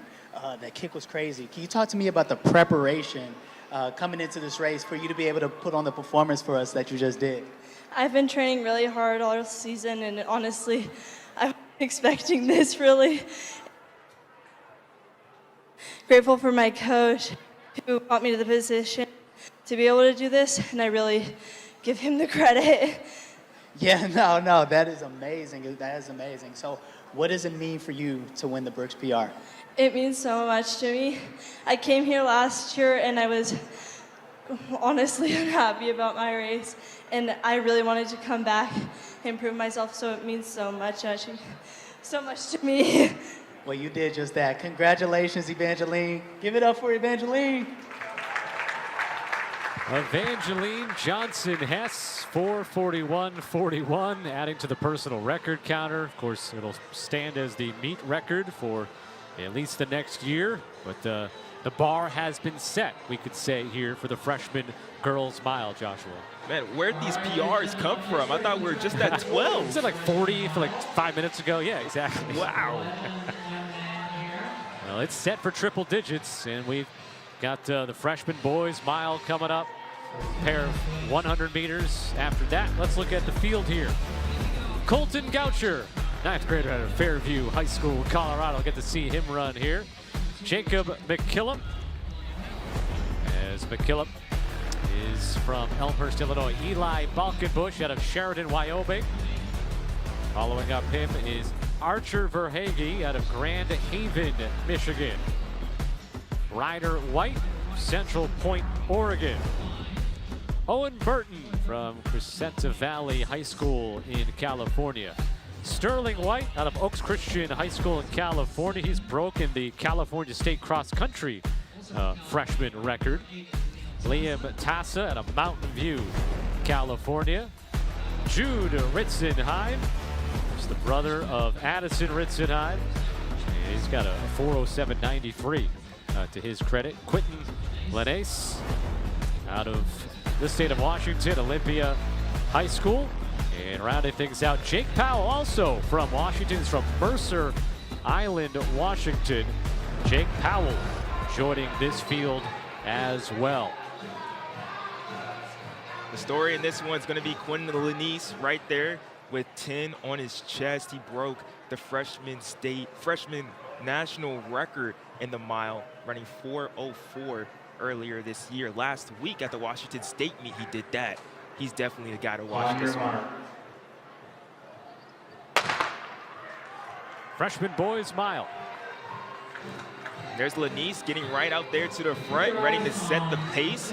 Yesterday on the preview show, my co-host John Davenport said 4 flat may be in the cards. I don't know about that. I'm not saying anyone's going to break 4 today in the freshman race, but this is going to be extremely intriguing, especially with Drew Ritzenheim running hip number 9.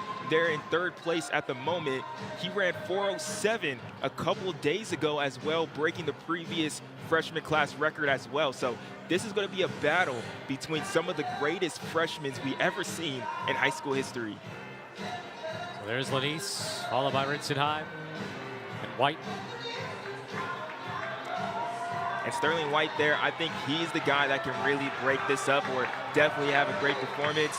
He also broke the California State freshman 3,200 meter record this year, running 9:59. Super impressive from him. Into lap number 2. Lenace, the distance growing between himself and the pack. So last week when he ran 4:04, he did that coming from behind the last 200 meters to nearly win his state title meet at Washington. This week, he's going to do it from the front and see what he has capable of and really push himself to the limit to a PR. Super impressive. We'll see if Jude Ritzenheim can close this gap.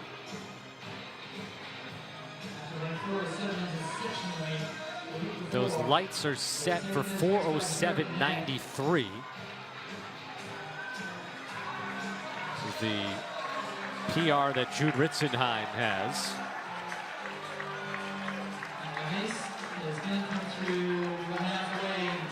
Lenace at the halfway point. 2:04 on the clock. 2:04.28. I think we're going to see something really fast in these last 600 meters from Lenace, and we'll see what Ritzenheim has and if he can close that gap a bit. Ritzenheim, the son of Dathan Ritzenheim, a former Olympian, U.S. Olympian, 3-time U.S. Olympian in the marathon, 10,000. He does it all. So let's see if Ritzenheim can pull on to those genes to help him close this gap. Lenace taking that turn, and now Ritzenheim.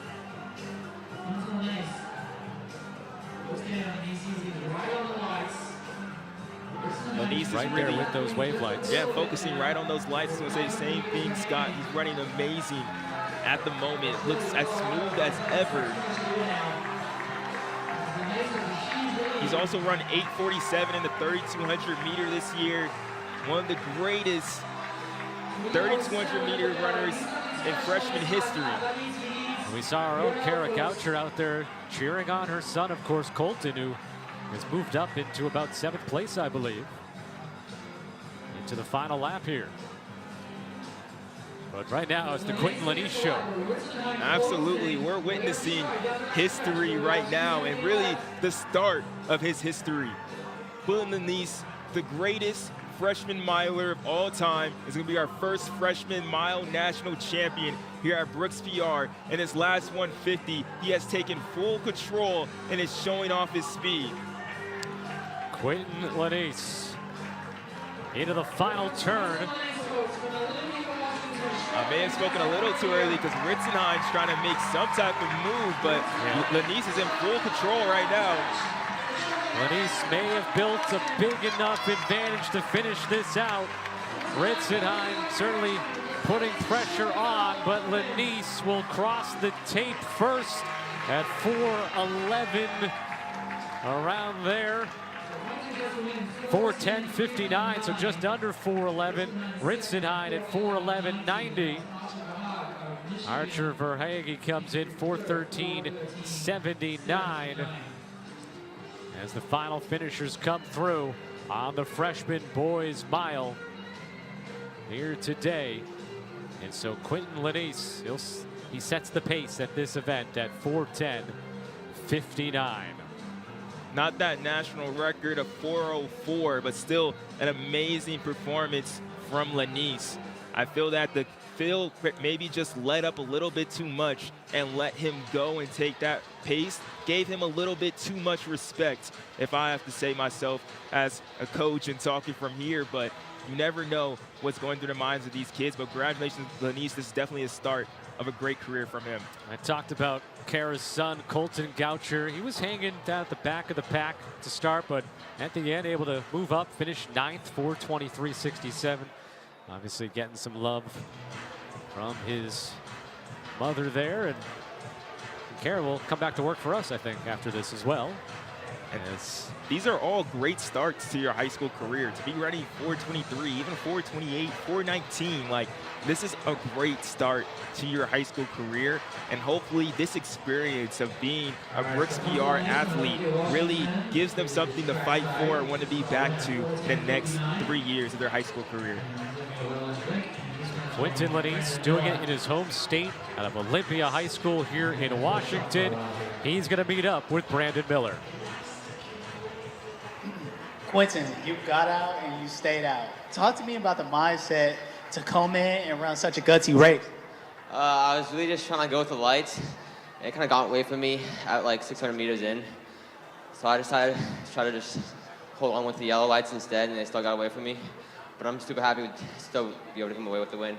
I mean, I think you ran incredible. What does it mean to come out here? Obviously, you're a local kid, but to come out here in front of the home crowd and to be able to put on a show like this? It's super special to be able to come here as like a local and be able to win this meet in front of like my home crowd. Good. Amazing job, bro. Everybody give it up for Quentin. Quentin Lanise, 4:10.59, takes first place. Jude Ritzenheim, Archer Verhage, second and third in the boys freshman mile. Well, we're coming down the home stretch of this Brooks PR Invitational. We've got 100-meter dashes coming up next and still some miles to be run. The 2026 Brooks PR Invitational rolls on in a moment here on FloTrack.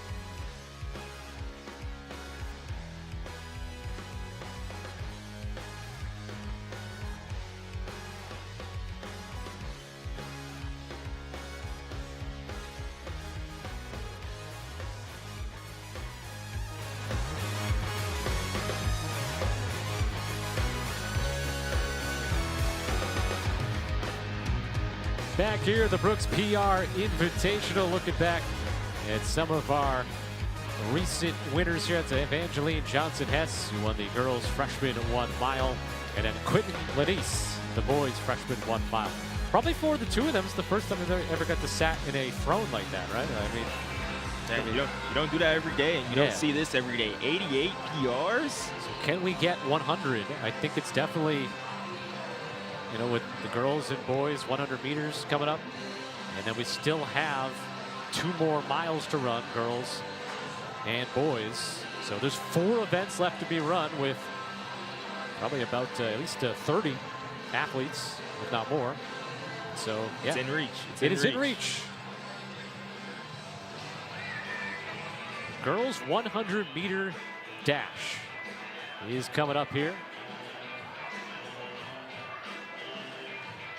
Gonna have 8 competitors. A couple of standouts for sure. We'll talk more about, but Samto Iguilo, a Brooks NIL athlete, and Lily Perot will be going to Vanderbilt. They'll be in lanes 4 and 5, respectively, right in the middle of things. It's gonna come first out of that tunnel.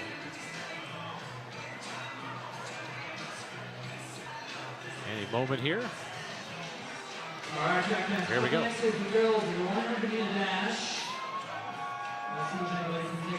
So we'll tell you about the 8 that will compete here. The girls 100-meter dash. Start off with Aiden Kinnard, the Georgia State runner-up out of Westlake High School, University of Kentucky in her future. Aubrey Wilson, a junior out of Dearborn Divine Child in Michigan, a 3-time Michigan State 100-meter champion. Morgan Good, a junior out of Parkland High School in North Carolina, the North Carolina State champion. Samto Iguilo, a junior from Georgia, the Georgia State 100-meter and 200-meter champion in 2025.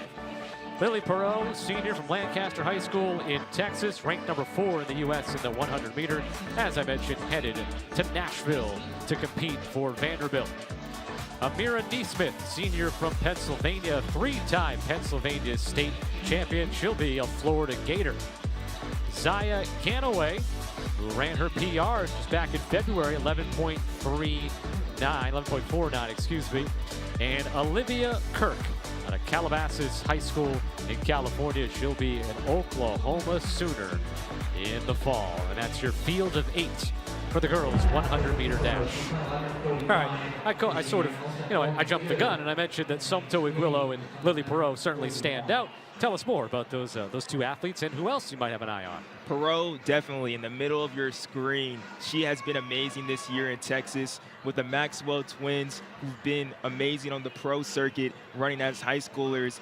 They've been out of the mix, and Lily Perot has taken the throne as the fastest girl in Texas, so she deserves all the attention. She's ran a win-aided 11:14 as well, and so this girl is definitely in the running as in this race. There are the lane assignments again for you as you look at Kinnard, Wilson, and Good as you go down the line. With Iguilo, she's our top returner. She didn't have the race that she wanted last year. Kind of had some injuries with it, but with the experience of going through Brooks, being a Brooks NIL athlete and having support here, this is the dream, to be in the middle of the track at Brooks PR and race to get a national championship.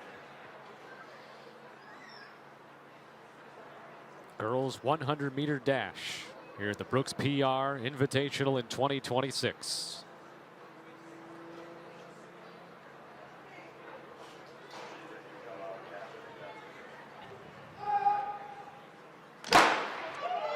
Perot off to a good start. But there goes Amira Neesmith in lane 6. Amira Neesmith, but it's in lane 2. See Aubrey Wilson. And it's Aubrey Wilson who takes 11:45. Saw Perot got off to a good start. Then it was Neesmith in lane 6 who got out in front, and then Aubrey Wilson overtakes her by .02. 11:45 for Aubrey Wilson. So our top two finishers are neither one of the two that we spotlighted, but of course you have your eye on a lot of people in these races, but Aubrey Wilson, 11.45, takes first place. Anything can happen when it comes to the 100 meter, and Perot had a great start getting out of that gun, but Wilson definitely on the end of it dominated. Look at this again. Look at that lane 2. Wilson gets out strong, standing up straight. Her knee drive was amazing and really held it in those last 20 meters to get this victory. We had our focus on the middle of the track, but on the outside, they were also focused on their lanes, on their race, and got done exactly what they wanted. 11.45 is a great time after a rigorous state meet that Wilson also had last week in Michigan. So she had that great momentum today. All right, Kara Goucher standing by with Aubrey Wilson. Aubrey, coming from the state meet in Michigan to win here at the Brooks PR National Championship. You went all the way through that line, calm, cool, confident. Walk us through it. You know, I just want to put Michigan on the map. I'm glad to go out here in PR and do my best. I want to say thank you to my coaches. My mom pushed me through everything, and I'm happy about my performance.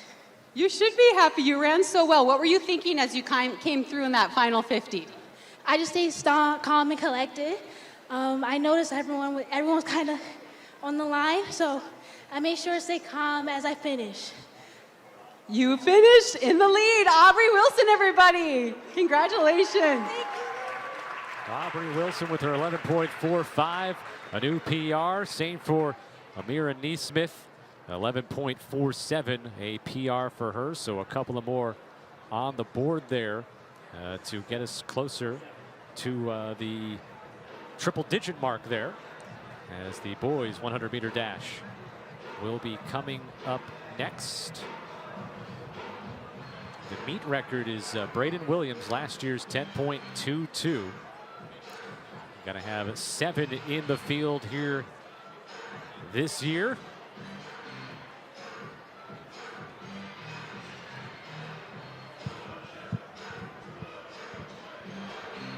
As they're waiting for their cue to. It's not often you get to run out through a tunnel, right? No, not really. There you go. But some of these guys are football stars, so they get some of that in the fall.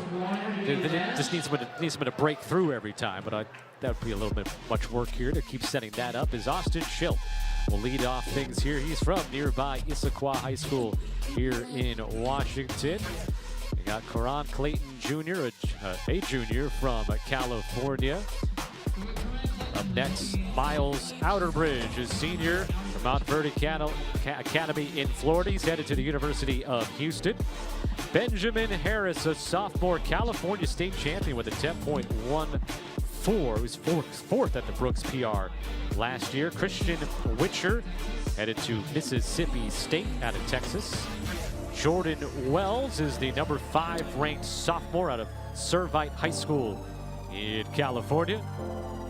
You got Sutton Flintz in lane 7 out of Liberty High School in Washington. And we're gonna have a scratch here as well. Lane 2 is empty, and that was supposed to be lane 1 will be empty, and Karan Clayton Jr. is not going to be competing, it looks like. So Austin Schilt will move from our initial lane 1 to lane 2. Let's take a look at Miles Outerbridge here, Joshua, the future Houston Cougar. He's also the national record holder of Bermuda. He's ran 10:21. He did that at the Carifta Games earlier this season. Right next to him is going to be Benjamin Harris, our California state champion in the 100-meter dash. Benjamin wanted that title for a long time. He anchors the Servite team that ran U.S. number 4 all time in the 4x1 earlier this season.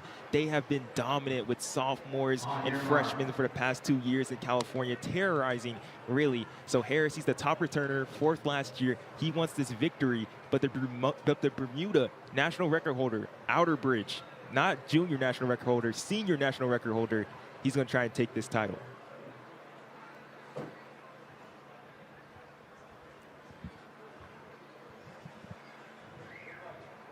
Everybody taking their marks here. So we'll have 6 competitors now here in this event.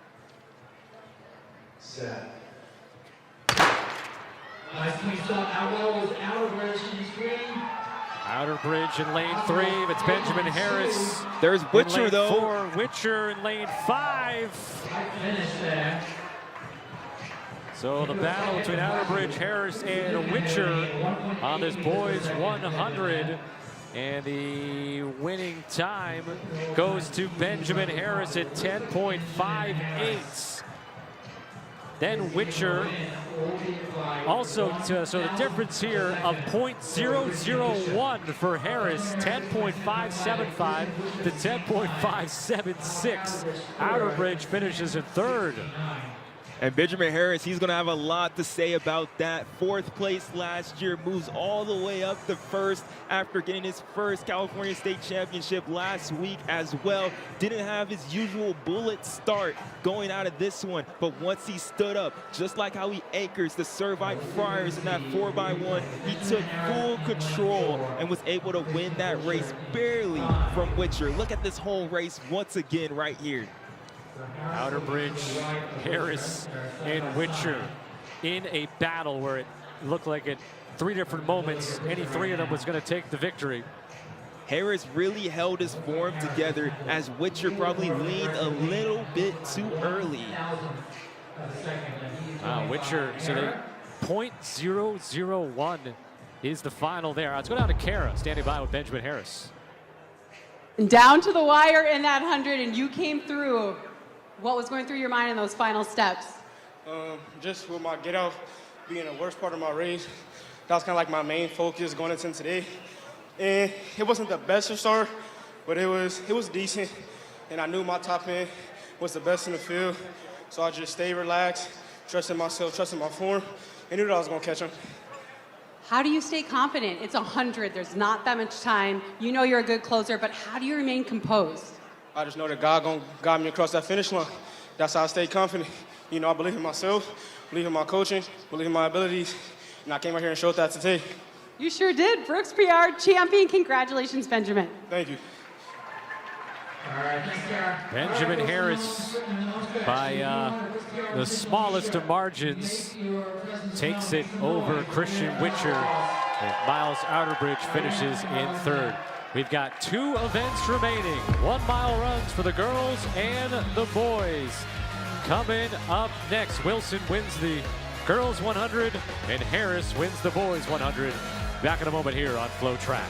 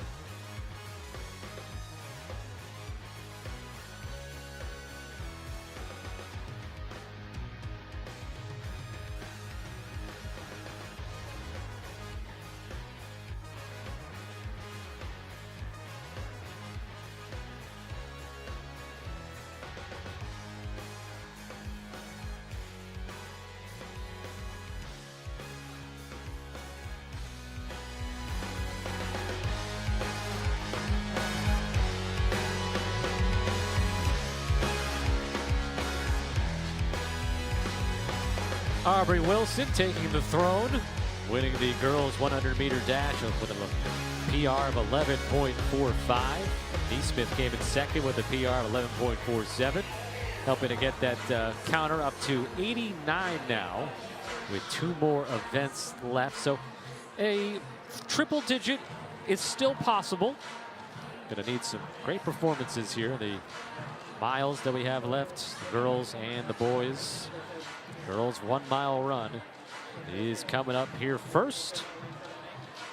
We'll have 8 different competitors. We were initially scheduled for 9, but a scratch with the Brooks NIL athlete Jalen Williams will not be competing here today. So we'll have 8 as they get ready to get their cue. And our final 2 events on tap. 2026 Brooks PR Invitational here on FloTrack. Scott Sudikoff, Joshua Pottsman up here in the booth with you all day. We've had Kara Goucher and Brandon Miller down trackside providing interviews. Of course, Kara at one point becoming a cheerleader as well for her son in the freshman mile. And then right back to work. That's a true professional, right? Definitely, definitely. She can do it all. Analyze, coach, mother. Everybody getting their last moments of focus in, it looks like. This is probably a tough moment here. It's like, all right, come on, we want to go. We want to go. Because you got to wait all day. I mean, sure, you time it out to know that the event starts at 4:40 approximately. So it's not like you're really waiting around all day, but still, I like to get out there as quickly as possible, and there they go. Let's tell you about them. Cassidy Armstrong leads things off out of Ballard High School here in Washington. Up next, Latham West, a senior out of Bonnie Lake High School in Washington. The first 2, both here from the state of Washington. Mason Fletcher, she's here from Herbert Hoover High School in West Virginia. Colby McCollum, sophomore from North Carolina, 7A North Carolina state champion, where she beat another competitor in this field, Danielle Graham out of IMG Academy.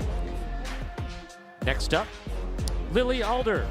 Saw her younger sister set a middle school national record in the mile. She's looking to beat her PR. Caitlin Estep is the person I was alluding to that Colby McCollum beat in that North Carolina state championship. So Estep may be looking for some revenge here today. And then Halo Curtis rounding out the field in this one today. Senior out of Ventura High School in California. She's going to Harvard, by the way. All right, what stands out here for you, Joshua? Stands out to me is rematches. Lily Alder, our defending champion. She's going to try and get her title once again here at Brooks PR. But Caitlin Estep beat her earlier this season at the Carolina Distance Carnival. And like you just alluded to, Colby McCollum beat Estep at the North Carolina State Championship. A lot of these girls have raced each other over this season, and the wild card being their 9, Alo Curtis, hasn't raced much of high school this year, but is surely to be competitive. Girls mile underway. As mentioned, Lily Alder was last year's champion in this event. And you've had the back and forths with her, Caitlin Estep, and Colby McCollum. McCollum and Estep battling it out at the North Carolina State Championships. Lily Alder out of Utah. Estep and Alder up front. Lily, of course, got some good wishes from her sister earlier, Angelina, after winning the freshman mile, or excuse me, not the freshman mile, the middle school mile, and setting that new record. Really sweet advice, too, just saying, I love you. Go out there and perform and everything from her sister. And so I think that really has to enrich Lily for this, don't you think? And I also think when it comes to advice, I mean, Lily's probably taught Angelina everything Angelina knows. So, but Angelina doesn't know everything that Lily knows. That's the old saying. You don't teach them everything. Yes, exactly, exactly. Estep and Alder still your front 2. Estep out of Cardinal Gibbons in North Carolina. Number 1 ranked sophomore. Yeah, she's only a sophomore, so keep that in mind. and a really great sophomore year that she's been having. Last week, E-Step, she ran 2:04 in 800 meter. So that tells you the type of speed that she has. And now, as conservative as these ladies are at the start, if they allow this to happen, E-Step may be able to run away from all of them, but I do not want to discount the speed from Alder, who has great 800-meter talents, and Curtis as well. Let's remind everybody that the golden ticket is back in play here. So a winner here, if they're going to be returning, meaning they're not a senior, they will get automatic entry to the Brooks XC Championship in San Diego. So E-Step, Colby McCollum, and Mason Fletcher are in the running for that. Everybody else is in their senior year. Colby McCollum definitely going to be in this race. Danielle Graham there in 4th place. She's from IFG Academy in Florida, but went there after transferring from Australia, come all the way here to compete in the U.S. high school circuit, has found a lot of success, is looking to put herself in prime position to have a big PR today. In the midst of lap 3, same story right now, E-Step and Alder. So 2:23 through the first 800 meters. I don't know if that 4:35 meet record is going to be in play, but we're surely going to see a real competitive last 600 meters like we've been seeing all throughout all of our distance races. And we have 5 girls in the mix right now. Halo Curtis, Graham, and Fletcher joining E-Step and Alder in that group of 5. There in 3rd place, Alo Curtis from Ventura, California. She didn't run the high school season, focused on running some amateur and pro races around California because she wants to go to the World U20 Championships. And so she has bigger things even in play than the Brooks PR. Into the final lap of the girls' mile. E-Step, Graham, Fletcher, 1, 2, 3, all there at 1:10, or excuse me, at 3:34. Graham made a move right before this last 400 to get into position. E-Step is not relinquishing anything right now. I think with her speed, it's going to be really hard to beat with the final 250. Who's going to have it in them? E-Step, the advantage on Graham. See a little move being made there by Fletcher. Trying to get up on the inside right now, but still got E-Step into the final turn. Watch Curtis, though, coming on the outside, trying to close that gap as quick as possible. She's got her game face on. Alo Curtis will get out in front of E-Step. And Alo Curtis, the senior out of Ventura High School in California, will end up taking number 1 in the girls' mile. Alo Curtis with a time of 4:39.11. And that's the experience from racing college athletes, professional athletes this year, and not sticking to that high school scene. She was patient, even when it seemed like she was out of the race. She had an extra gear to really dig deep into, knowing that she had a capability to win this race. A great run from Alo Curtis, finishing that last 400 in 64 seconds. Look at the grit on her face as she rounds this last bend in that final 100 meter. Saw the high 5 with Caitlin E-Step. Will have to settle for second, but she will get the golden ticket to the Brooks XC Championships, with Alo Curtis being a senior. Good celebration there at the end.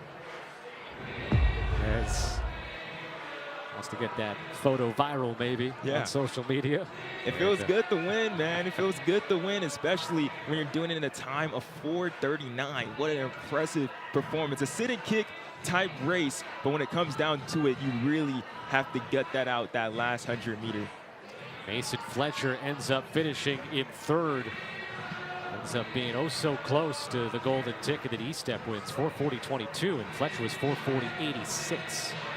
So E-Step will go on to San Diego in December, as Alo Curtis will catch her breath, have a drink, and stand with Kara Goucher. Oh, what a finish in that girls' mile. You were ramping up, 64 last quarter, flying down the home stretch. When did you know you had it? Honestly, I had a really good feeling 300 to go, because that's all I practice in my workouts. Like every single workout, I'm practicing a 300-meter close. So I knew if I was in it there was no way I was losing. And I told myself, 150 meters go is when I'm really going, and I just know I can hold a sustained sprint. And yeah, I just hauled and finished. So I'm really out of breath. That's okay. It's worth it. I mean, you could visually see the shift in your form with 150 to go. You really nailed that. Tell us what it means to come here and win the Brooks PR mile. It means the world to me. At the beginning of this season, like my PR was a 450 converted from a 15, and I texted my coach in January, I'm gonna win Brooks PR, not even knowing if I was gonna make it in the race, but I just had a feeling, and so to come out here and actually do it, it's a dream come true. That is incredible. Congratulations. There are the results. Alo Curtis, 4:39.11. Congratulations, Mason Fletcher there in third. A set of PR, 4:40.86. Caitlin Estep gets the golden ticket to the Brooks XC Championships in December with her 4:40.22. That leaves us with one event left to run. The boys' mile is on deck here. They will take the track.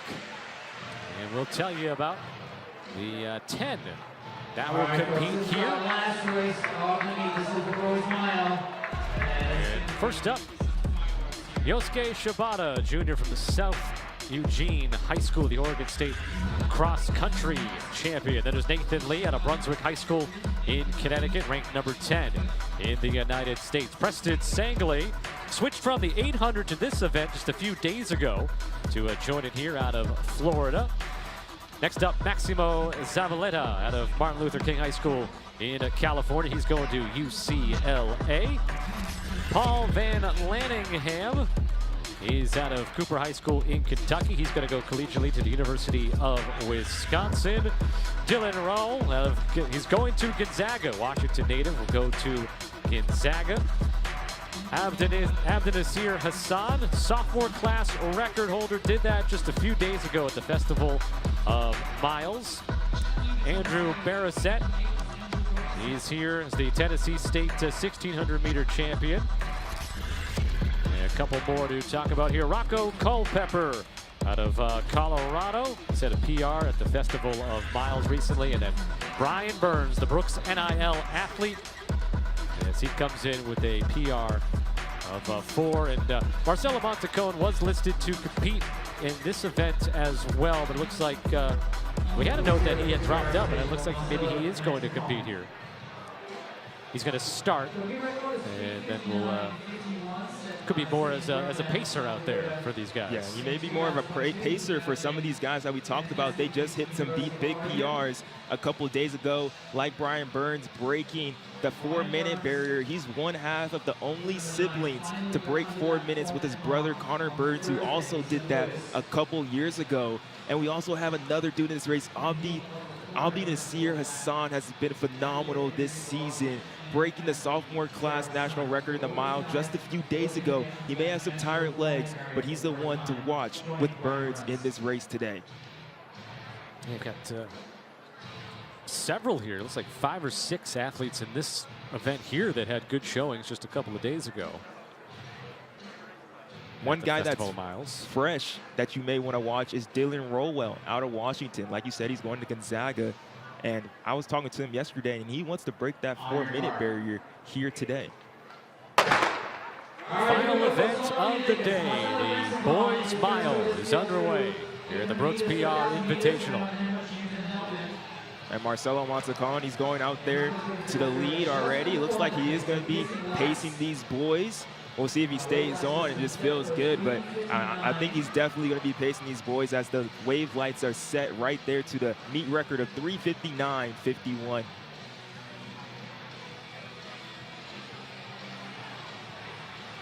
So Montecone out in front leading the way. Nasir Hassan behind him. Rowell there in 4th place, winning the 2A Washington State title last week, plus also the 3,200 meter and the 800 meter for 2A. Has the freshest legs of this field for all these guys that raced a couple of days ago. He is going to be dangerous along with Shibata there in 1, our Oregon State 1,500 meter champion. He has been a beast this season. So if they can be in this mix with 600 meters to go, that's going to be prime position with the fresher legs compared to the others. 3 on the track here can qualify with the golden ticket, by the way. Nasir Hassan, sophomore, and Yosuke Shibata and Andrew Barrasett, both juniors in this event, can qualify as well automatically.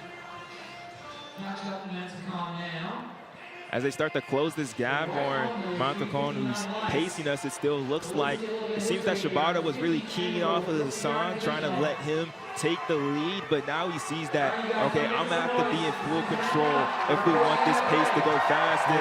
Hyping up the crowd and the runners as he comes by here on these near side stands where most of the fans are sitting. Here we go, we running fast now. 159 through 800 meters, or right there, 2 flat. Montacon goes through. Shibata, our first place runner, who's going to finish this thing at 2 flat as well. So sub 4 is possible. Montacon has done his job. He's going to cheer on the rest. One person we haven't talked about yet is Maximo Zavaleta, the 1,600 meter and 3,200 meter champion in California. The first guy to do that since 2013. That was Blake Haney. And Blake Haney went on to do great things at Oregon. Maximo Zavaleta is trying to do great things here today at Brooks PR. There is Zavaleta. He's behind Yosuke Shibata. On the final stretch of the 3rd lap. And make sure you watch Rowell. He's going out the lane 2, trying to get position. He wants to break 4 and get the fastest Washington High School mile time on Washington soil. Into the final lap on the boys' mile, the final event of the day. Brian Burns still has something to run for. He broke 4 minutes. That was his goal this year, but he wants to be faster than his sibling, Connor Burns. He's going to have to drop a lap under 60 seconds to do so and hold off Dylan Rowell in the process. His brother ran a 3:58.83. His best, we just talked about, 3:59.70. But Dylan Rowell, Joshua, you had an eye on him because of the idea of fresh legs for the future Gonzaga Bulldog.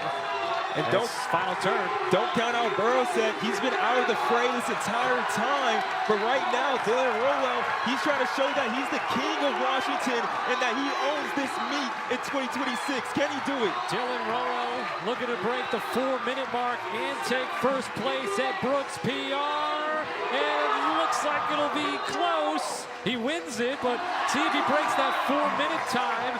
He did. 3:59.93 for Dylan Rowell. And that is Anacortes High School here in Washington. That is the fastest time by a high schooler in Washington soil by him, by a Washington guy.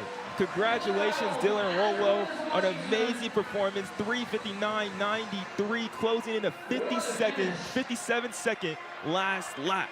And Barrasett finishes second, 4 flat 92, and then Burns in third, 4:01.37. So Dylan Rowell, he protects his home state here. The Washington native, 3:59.93, poses for the picture.